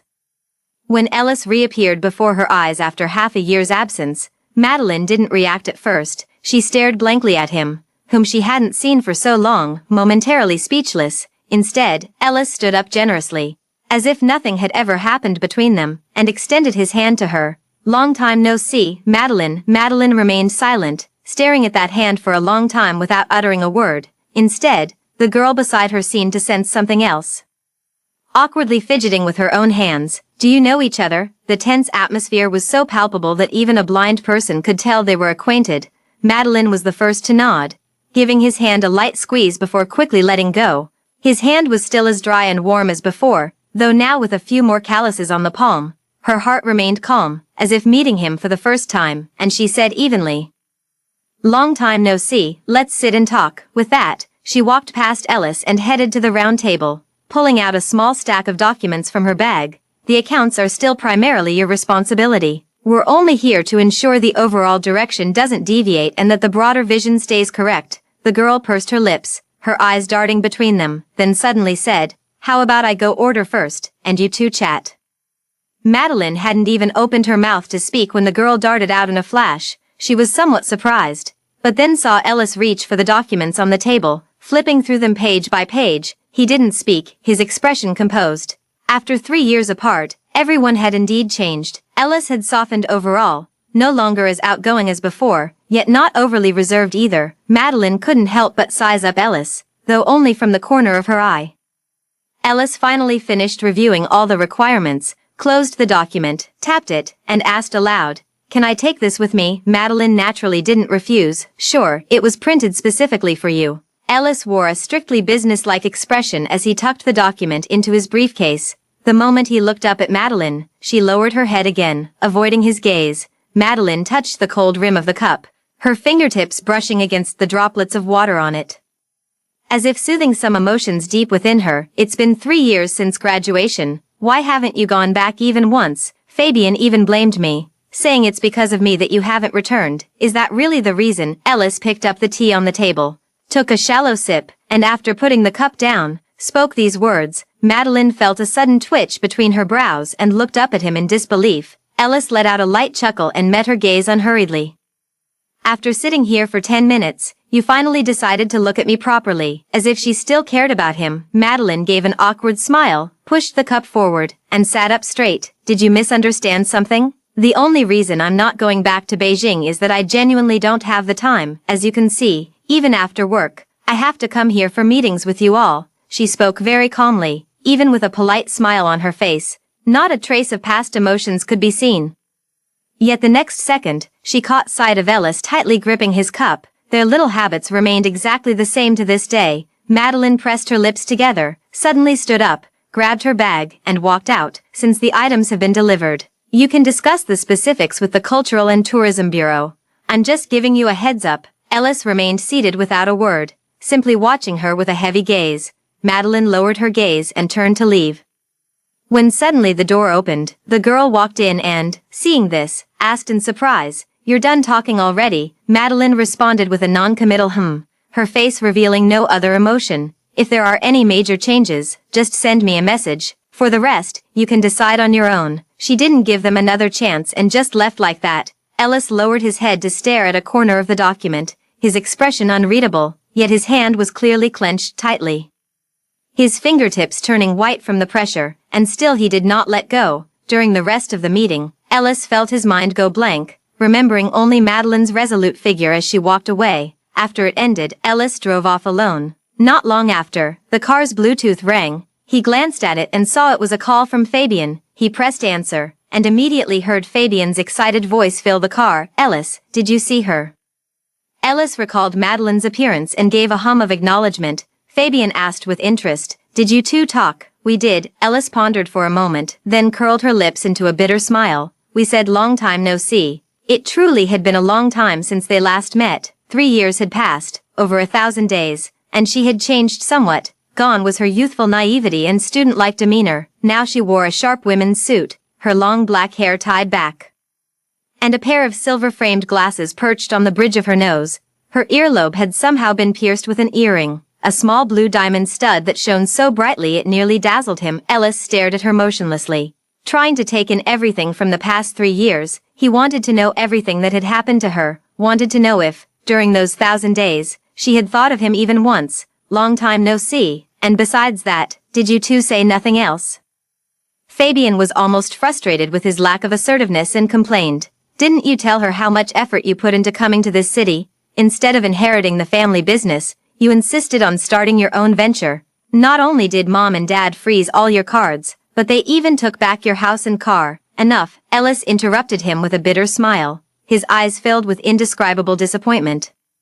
"Do you really think saying these things will make her soften towards me? No, it'll only make her think I'm completely useless without that family. When I appear before her again, I want to be a brand new version of myself." Fabian was momentarily speechless, then sighed after a long pause. "All right, I won't say more, just remember not to be late for my wedding." He muttered something and quickly hung up the phone. Ellis put down his phone, his gaze falling on the little bear pendant hanging from the rearview mirror. This was a keychain he and Madeline won together at the amusement park years ago. He had kept it hidden all this time, not daring to display it, until Madeline left. When he finally took it out again, this time, Ellis no longer bothered with labels like just friends. When someone asked, he replied frankly, "It was given to me by someone I like." When pressed further, "Someone you like, are you in a relationship?"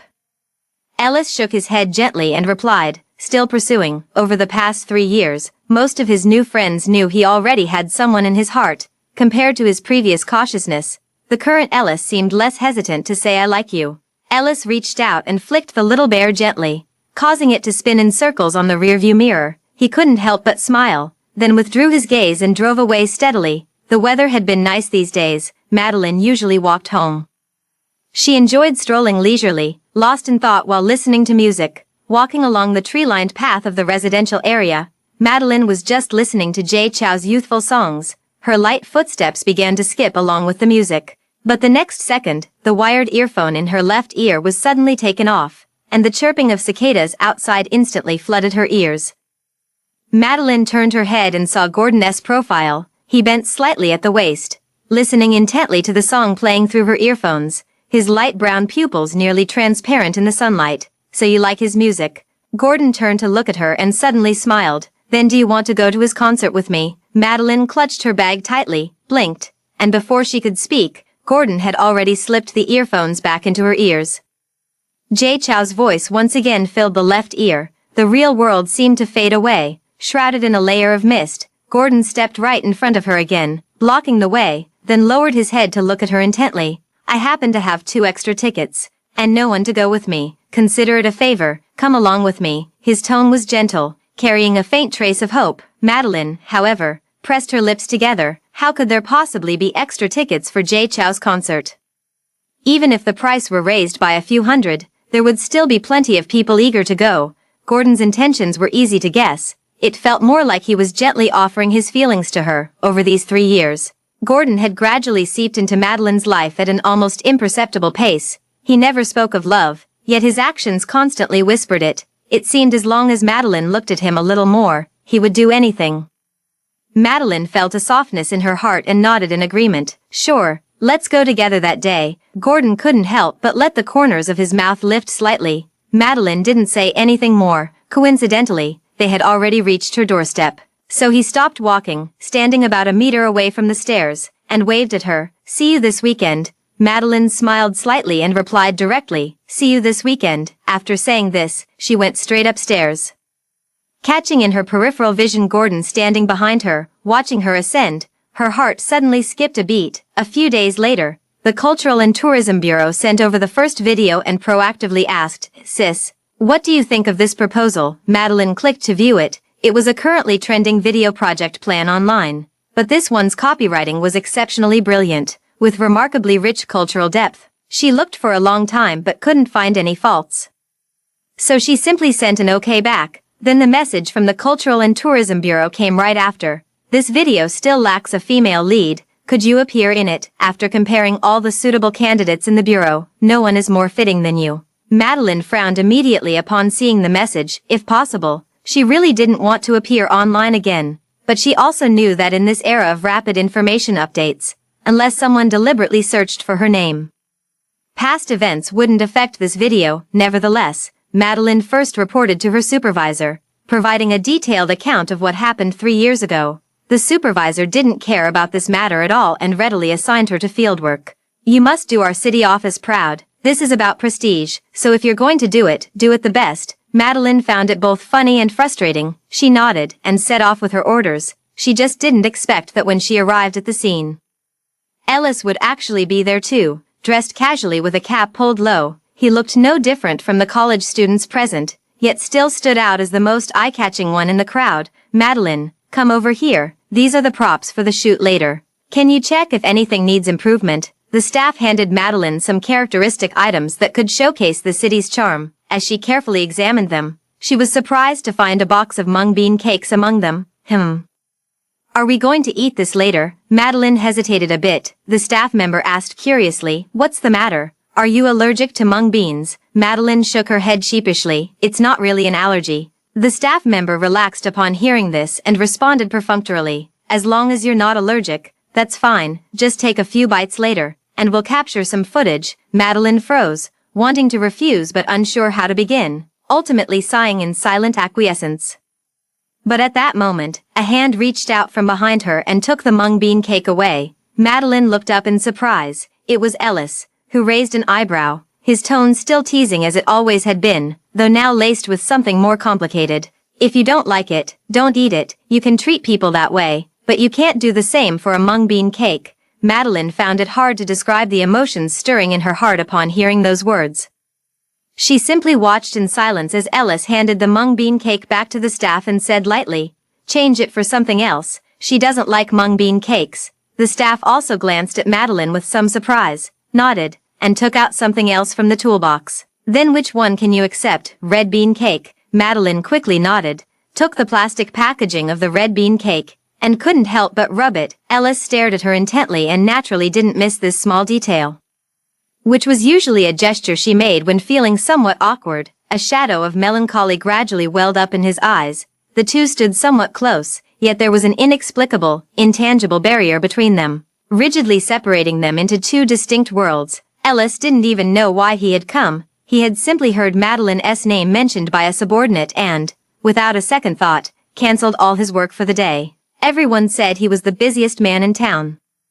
Today flying to Beijing, tomorrow to Paris. With jet lag being his most frequent companion, Madeline recalled her colleagues' comments about him last night and finally felt a sense of reality. What are you spacing out for? You're about to be on camera. Just then, someone suddenly gave Madeline a push. Madeline snapped back to attention and took her position in front of the camera. After taking her position, she looked ahead but accidentally met Ellis's gaze.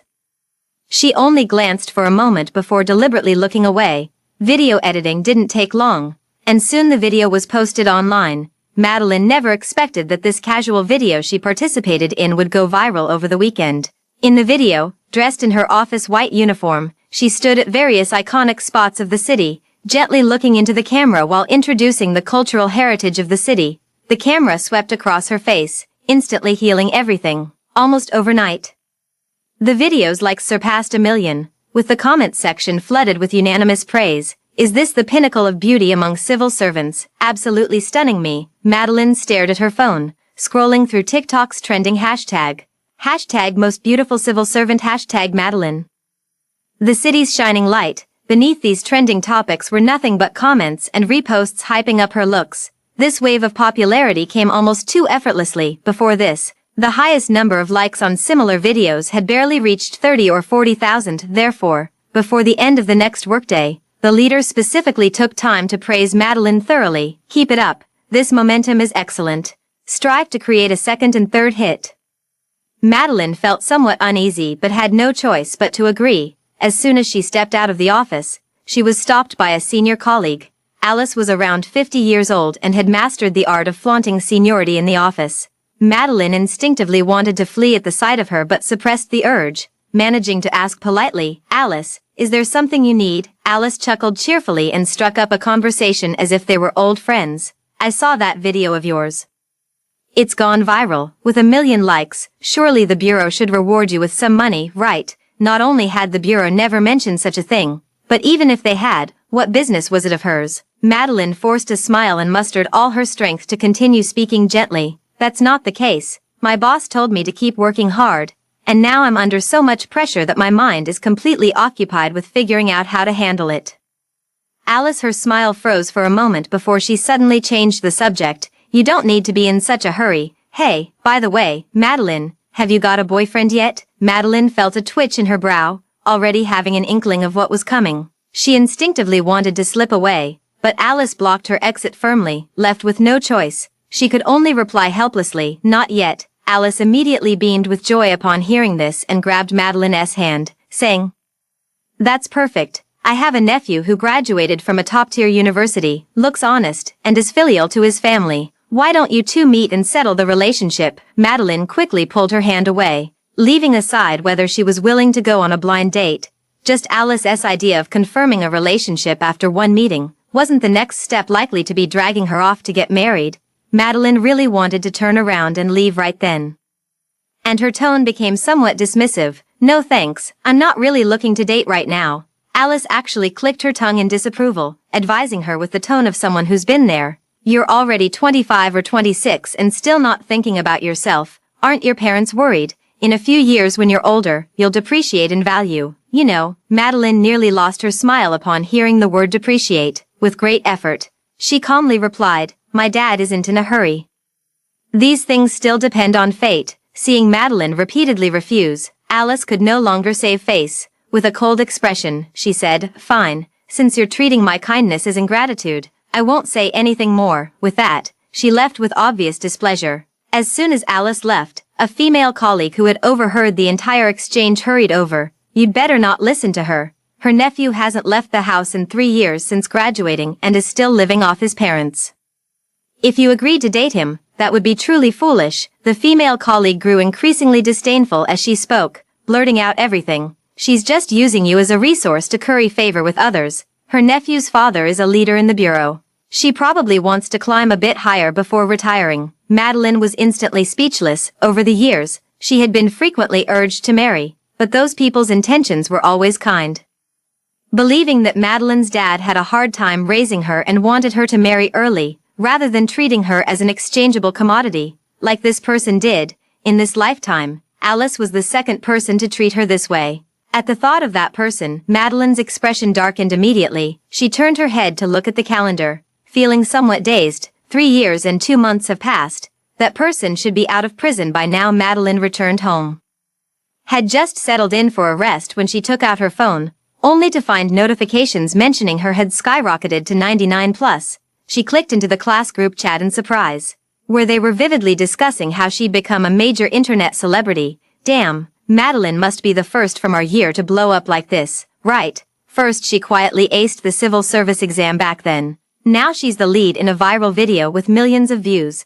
Madeline, you're seriously killing it.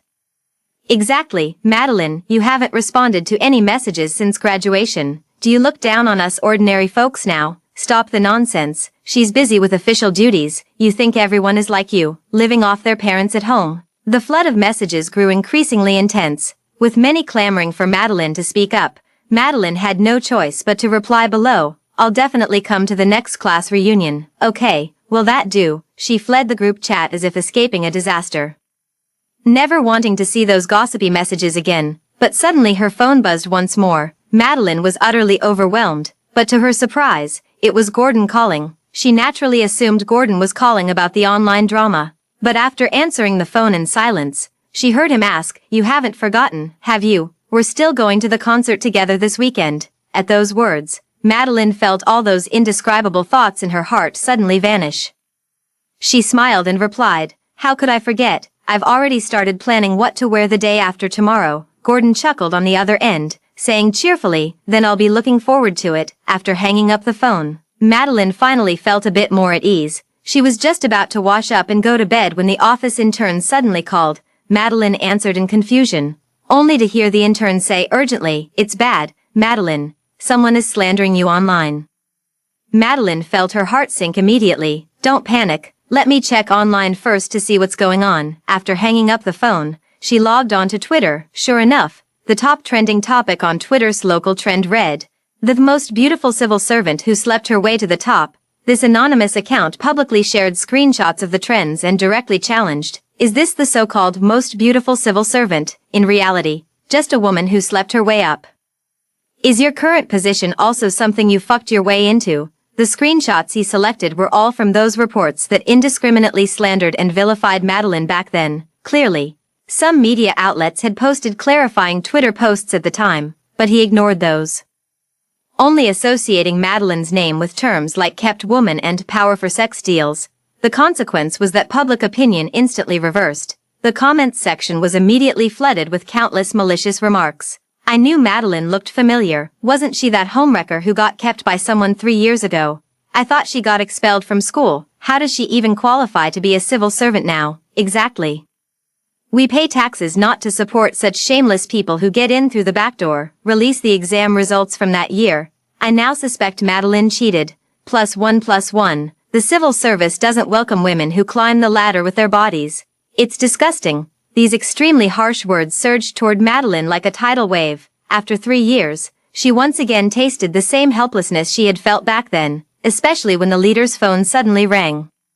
This sense of despair reached its peak. Leader, the things online are all fake. I know. Didn't you report it to me before? The leader sighed heavily on the other end of the line, hesitating for a long moment before saying, I just never expected the reaction to be so intense. Just now, we've already received thousands of complaint calls. The higher-up's decision is to suspend your position for now. We'll make further arrangements after the investigation is concluded. Madeline's breath caught in her throat as she struggled to process the news. Sir, her superior cut her off without hesitation. Consider this a vacation. Go home and rest for a few days. We'll have the new hire handle your workload." With that, he hung up the phone without waiting for her response. Madeline stared blankly at the call that lasted only a few seconds, suddenly feeling all her strength drain away. The phone was eerily quiet. The group chat that had been buzzing with notifications just moments ago had fallen silent, as if the frenzy could surge and vanish in an instant. There was a sound at the door. Madeline looked up to see Madeline's dad standing there with a worried expression.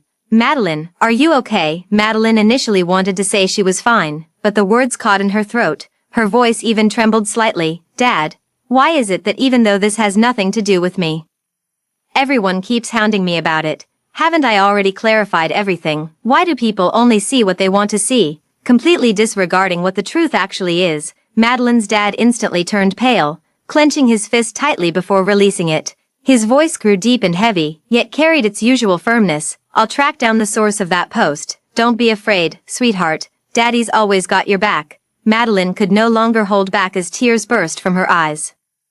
All her pent-up grievances finally condensed into a single choked word: "Dad." At this moment, Ellis was red-eyed as he scrolled through Twitter, refuting those people's comments one by one. "Madeline isn't that kind of person. I'm her classmate. And I know how good she truly is. You're the shameless one for slandering others without knowing the truth. The truth was already revealed 3 years ago. Why can't you just take a look?" No one paid attention to his comment.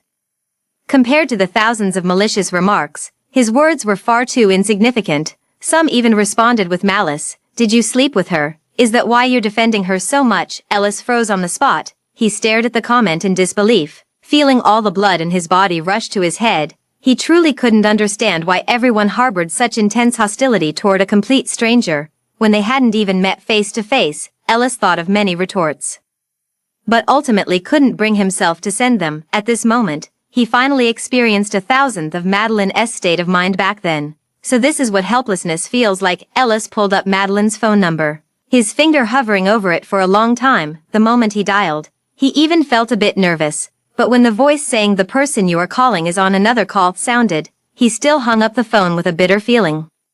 He couldn't even tell whether she was really on another call or just didn't want to answer. The next day, the moment the alarm went off, Madeline instinctively got out of bed, ready to go to work. But then she remembered that she had been suspended, and immediately collapsed back onto the bed, feeling something surging in her chest, both stifled and sorrowful. "In the end, I had no choice but to roll up the blanket and go back to sleep," when the room was knocked on again.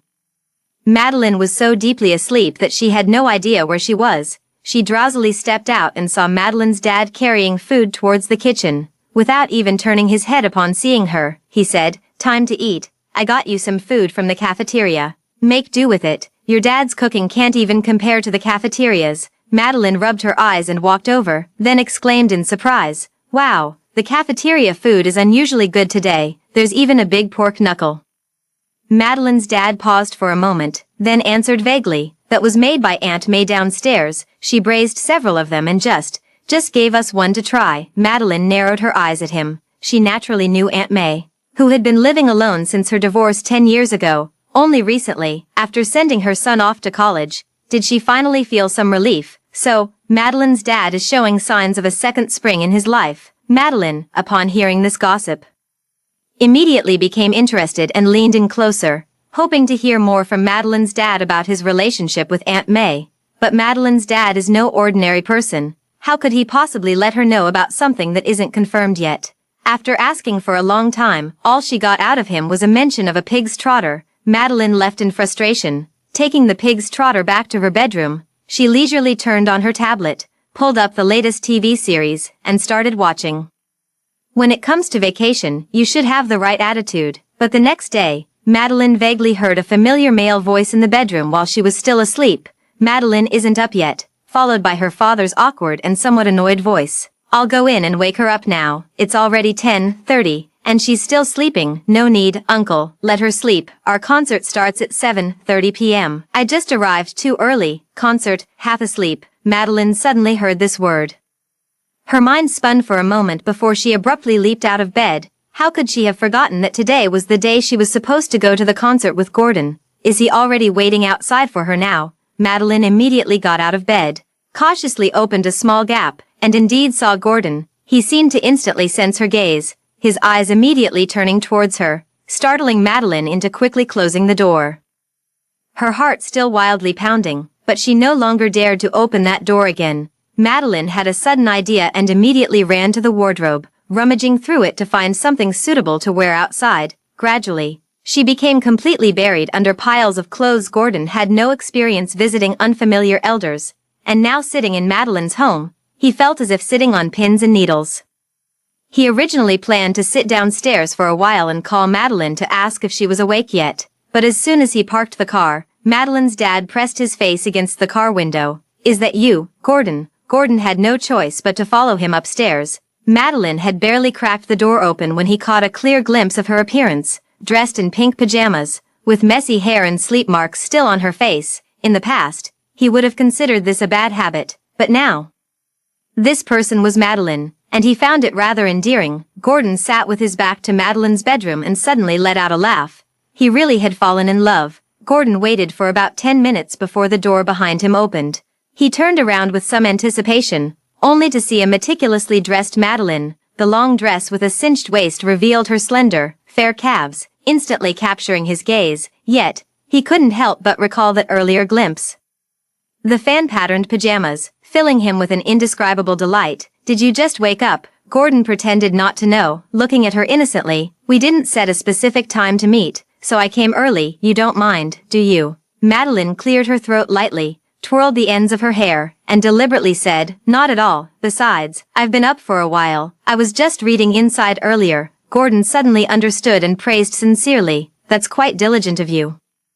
"I'm not as studious as you are." Madeline nodded solemnly. Madeline's dad couldn't stand watching anymore and knocked on the table. "Aren't you going to brush your teeth? Dinner's almost ready." "Dad, it's only 10 o'clock. What dinner?" Madeline was exposed, her face instantly flushing red. She glanced at Gordon and, seeing not a hint of surprise on his face, immediately realized he was teasing her. With a stomp of her foot, she dashed off to the bathroom. When Madeline came out again, she saw Gordon and Madeline's dad sitting together playing chess.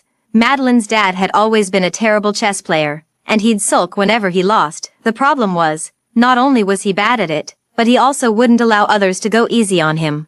If he caught someone letting him win, he'd make such a fuss that the whole world would know. But now, Madeline's dad was looking at Gordon with delight, even adopting something of a teacher's demeanor. "Your chess skills are terrible. How could you play here? You're already surrounded by me. Aren't you just asking for death?" Gordon looked completely serious, as if he genuinely couldn't see the obvious. "Uncle, then how should I move?" Madeline's dad immediately flicked a piece, landing it steadily, his smile growing even wider. "Ahem, of course it's here." Gordon finally pursed his lips, wearing an expression of enlightenment. "So that's how it is." Madeline gazed absent-mindedly, her heart inexplicably softening into a puddle. Her mother had passed away early, and with just a father raising a daughter, what heartfelt conversations could they possibly have? Sometimes she even felt that if she were a boy, perhaps Madeline's dad wouldn't be so lonely. But now, watching Madeline's dad laugh with his face full of wrinkles, something that had been weighing on her heart seemed to quietly dissipate. Madeline curled her lips, walked over, took a careful look at the chessboard, and deliberately said in front of Madeline's dad, "Do you want me to teach you how to turn the tables?" Madeline's dad indeed shouted loudly. A true gentleman watches chess without speaking. After leaving the house, Madeline was still immersed in the excited atmosphere. She glanced smugly at Gordon and asked directly, "I heard you've even ranked in Go, so why did you perform worse than a kid from the Go Academy in front of my dad just now?" Gordon kept his eyes on the road and didn't look at her again. When playing with elders, winning or losing naturally shouldn't be the priority. "Oh," Madeline showed a bit of interest. She leaned across the small distance between them in the car, leaving only a few inches between her and Gordon. "So, what's your reason for trying to win over my dad?" She had thought this question would catch Gordon off guard, but to her surprise, he just chuckled softly and effortlessly deflected it. "You sought others to learn about me for a reason, and I've been pleasing your father for the same reason. On this point, our purposes align." Madeline's gaze slowly drifted down from Gordon's profile, from his brow to his thin lips. Every detail was etched into her heart. At this moment, both of them knew all too well, some things only needed to be laid bare once. Madeline humphed, turned her head away to look ahead, no longer in the mood for teasing. "I didn't deliberately ask others about you. People just happened to talk about you in front of me." Gordon gave a non-committal hum and said, Fine, then I won't ask why someone would come to you to talk about me. That should settle it, right? Madeline was left speechless by his response. You're being completely unreasonable, Gordon replied almost without thinking. But you're quite adorable. Madeline froze in place instantly. Her cheeks flushing with a scorching blush that spread all the way down to her neck, she averted her gaze, fixing it on the scenery outside the window. After a long while, she finally muttered, smooth talker, yet the corners of her lips quietly curled upward. Upon arriving at the concert venue, Madeline was stunned the moment she stepped out of the car. The massive venue was packed with people who had come to see Jay Cho. The ground was filled with small vendors selling his merchandise. And there were even services offering fan makeup. Everything one could imagine was available. Madeline had rarely gone out for fun since childhood. Although she loved listening to and writing songs, she had never attended a live event before. At 25, she was finally doing something purely for herself for the first time. Gordon, do you want to buy this? Madeline excitedly ran to the stall and picked up a blue headband with several stars tied to it. Gordon chuckled and waved his hand, saying, no need, it would look a bit odd on me. But as soon as he said this, the stall owner picked up another pink headband from the ground and promoted, buy one, they're a couple's set. When you take photos at the concert, they'll give you more of a couple's vibe. /span, Madeline paused, and now it was her turn to wave her hand dismissively. We're not, alright, then let's buy a pair. How much? Gordon resolutely extended his payment QR code toward her.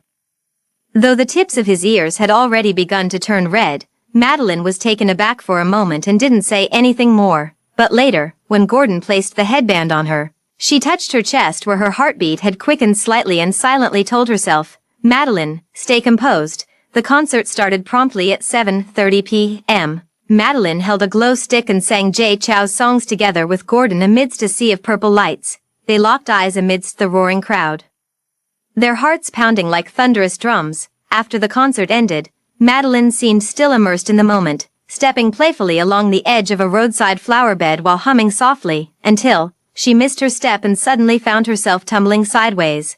The next second, a strong hand supported her waist, lifting her entire body down from the flower bed. Madeline, watch where you're walking. Gordon couldn't resist and reached out to pat Madeline's head, finding the sensation quite pleasant, so he continued to pat it several more times. Got it. Madeline didn't particularly like having her head patted by Gordon as if she were a dog. She forcefully pushed his hand away, but it happened to collide with his hand, making a loud smack. She snapped awake instantly. Are you okay? Madeline quickly grabbed Gordon's hand and saw a red mark on the back of it. Guiltily, she touched it and glanced at him from the corner of her eye. No pain. No pain. Gordon probably thought he had gone mad. He stared blankly at Madeline, having been hit, yet his mind was still consumed by one thought. I really want to kiss her. This thought instantly overwhelmed Gordon's entire rationality. But he dared not take a step forward. It took all his strength just to tear his gaze away from Madeline. I've noticed you seem a bit different now compared to 3 years ago. Madeline paused, pressing further. How am I different? Gordon turned to look at her, and once again found himself lost in her eyes, more cheerful than before, braver than before, and better at expressing myself than before. He kept talking non-stop.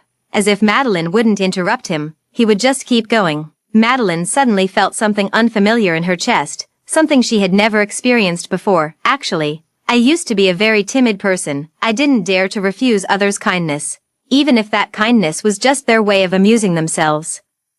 Maybe it's because I received so little that I held on to every bit of love with the mindset of giving back tenfold for every bit I got. She turned around and continued walking forward. Her voice drifted in the air, like a softly hummed song. I always thought that as long as I kept being good to someone, that was what love meant. But now, thinking about it, it doesn't seem to be the case. If I don't even love myself, how can I expect others to love me? Madeline suddenly turned her head and almost collided with Gordon. Her eyes were sparkling. It's hard to say who fell in love first or who spoke first. Probably the brave her. Gordon, let's be together. The cicadas buzzed through the summer night. Gordon paused for just a moment before smiling helplessly. Madeline, it's not right for a girl to be the one confessing. He composed himself and took her hand in his, feeling nothing but sincerity in her touch. What a coincidence. What you wanted to say is exactly what I wanted to say. So Madeline, please, like me. Madeline had never walked hand in hand with a man on this path she had taken for over a decade to return home. Even when they reached the building, she still hadn't let go of his hand. and under the streetlight before them, the man who had been standing there persistently was staring blankly at their intertwined fingers. Ellis opened his mouth but found himself utterly speechless. He couldn't bring himself to say that it took him 3 years of effort before he dared to appear before her again, nor could he utter those words, "Madeline, do you not like me anymore?" because the truth was painfully clear. There was already another man by her side. Madeline did not let go of Gordon's hand because of Ellis's appearance, nor did she show any intention of speaking to him further. The last words between them had already been spoken 3 years ago. That question, "Are we still friends?" had been the last time she reached out to him. Madeline could only pretend he didn't exist now, her heart filled solely with Gordon. She gave him a gentle hug. "I had a wonderful time today. See you tomorrow." Gordon's palm tingled. And at this moment, he truly longed to reach out and touch Madeline's head again. But thinking of how she had just rejected him, he restrained himself with great regret. "Got it. See you tomorrow." Madeline gave him a suspicious glance, snorted, then took the initiative to place his hand on her own head, muttering, "Go ahead and pet me if you want. I'm going to wash my hair and take a shower anyway." Gordon immediately curled up contentedly, his eyes narrowing with pleasure. By the time Madeline turned around and headed upstairs, her peripheral vision told her the streetlight now illuminated an empty spot. Ellis had quietly exited her world at some point, as if he had never been there at all. Madeline didn't pause for even a second. She calmly went upstairs, as if it were just another ordinary farewell. In the distance, Ellis watched with bloodshot eyes as Madeline's figure completely vanished. He curled his lips in self-mockery and turned to leave, but the words Madeline had written for him echoed in his ears, fingerprints left on the coffee cup, like secretly writing your name. The greetings I practiced fade into the crowd's silhouettes. How many deliberate passes does it take for a hallway encounter? At this moment, Ellis finally broke down in tears. He finally understood the meaning of the words. But he also ultimately lost the only person who had ever made his heart flutter in this lifetime. Madeline resolved a major life event, and the sorrow of being suspended naturally faded a little. She even started planning tomorrow's date, something that had never happened in her 25 years of striving to live. Who would have thought that the next day, her well-planned sleep-in would be abruptly interrupted by a call from her boss. "Madeline, it's already 9 o'clock. Where are you? Daring to skip work? Are you? You've got some nerve." After just 2 sentences, Madeline's overwhelming drowsiness vanished instantly. She quickly pulled herself out of the pillow, mustering the last bit of rationality to ask, "Boss, wasn't I suspended?" To her surprise, the boss snorted and said ominously, "I don't know when you were suspended, but I do know that if you're not at work within half an hour, your salary will be docked." Madeline bolted upright from the bed. "I'll be right there." On her way out, she took a moment to check Twitter. To her surprise, the online atmosphere was calm, with the official account directly calling out several marketing accounts that were trying to stir up trouble. "Our assessment process absolutely rules out any possibility of cheating." Madeline was admitted to the position with the top scores in both the written and interview exams, and the entire process was lawful and compliant. As for the screenshots circulating online, they were deliberately fabricated by malicious bloggers for sensationalism. That anonymous account also posted a handwritten letter along with it. "I apologize for deliberately spreading false rumors about the individual involved in pursuit of so-called online traffic. I am willing to bear all negative consequences caused by this incident and hope everyone can learn from my mistake. Not to believe rumors lightly or become a tool for manipulating public opinion." Madeline's vision suddenly blurred. She didn't know if there was Madeline's dad's help behind this, nor whether it was her workplace speaking up for her. And even less whether this matter would be brought up a third time in the future. But now her heart was at peace, as if all the timidity and fear from before had vanished together. Madeline's dad came out of the kitchen carrying a plate of steamed buns. Seeing her rushing off without breakfast, he quickly chased after her and called out, "Take a bun with you to eat on the way." Madeline closed her phone, grabbed a steamed bun, and headed out the door. But after just a few steps, she saw Gordon standing outside his car, smiling at her. "Get in, I'll drive you there." Madeline felt her urgency instantly ease. Without hesitation, she flashed him a smile and took the passenger seat. "Hurry, hurry, my boss said if I'm not there in half an hour, they'll dock my pay." Gordon seemed to be influenced by her words as well, hastily stepping on the gas and speeding off. But after driving a few dozen meters, he suddenly came to a confused stop again.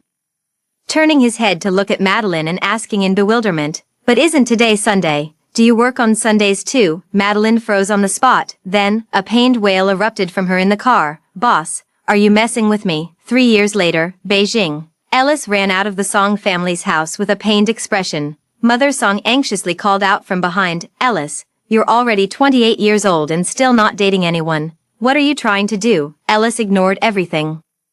Stubbornly climbed into Fabian's car without a word. Hurry up, or my mom will catch up. Fabian had just sent a voice message blowing kisses to his newborn baby. When he turned to look at Ellis, he snorted coldly, your mom isn't wrong, you know. I already have a kid, and even Naomi has moved abroad, gotten engaged, and started over, yet you're still single. Don't tell me you're still hung up on Madeline. Ellis froze for a moment.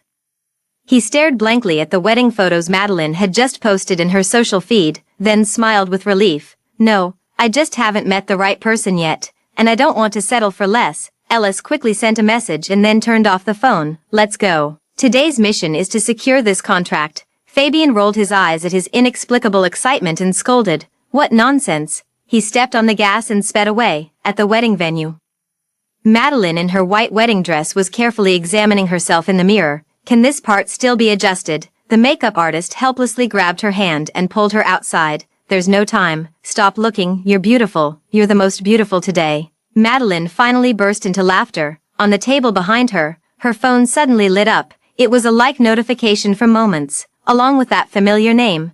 Class of 2015 Business Administration. Ellis, happy wedding. Old classmate, the end.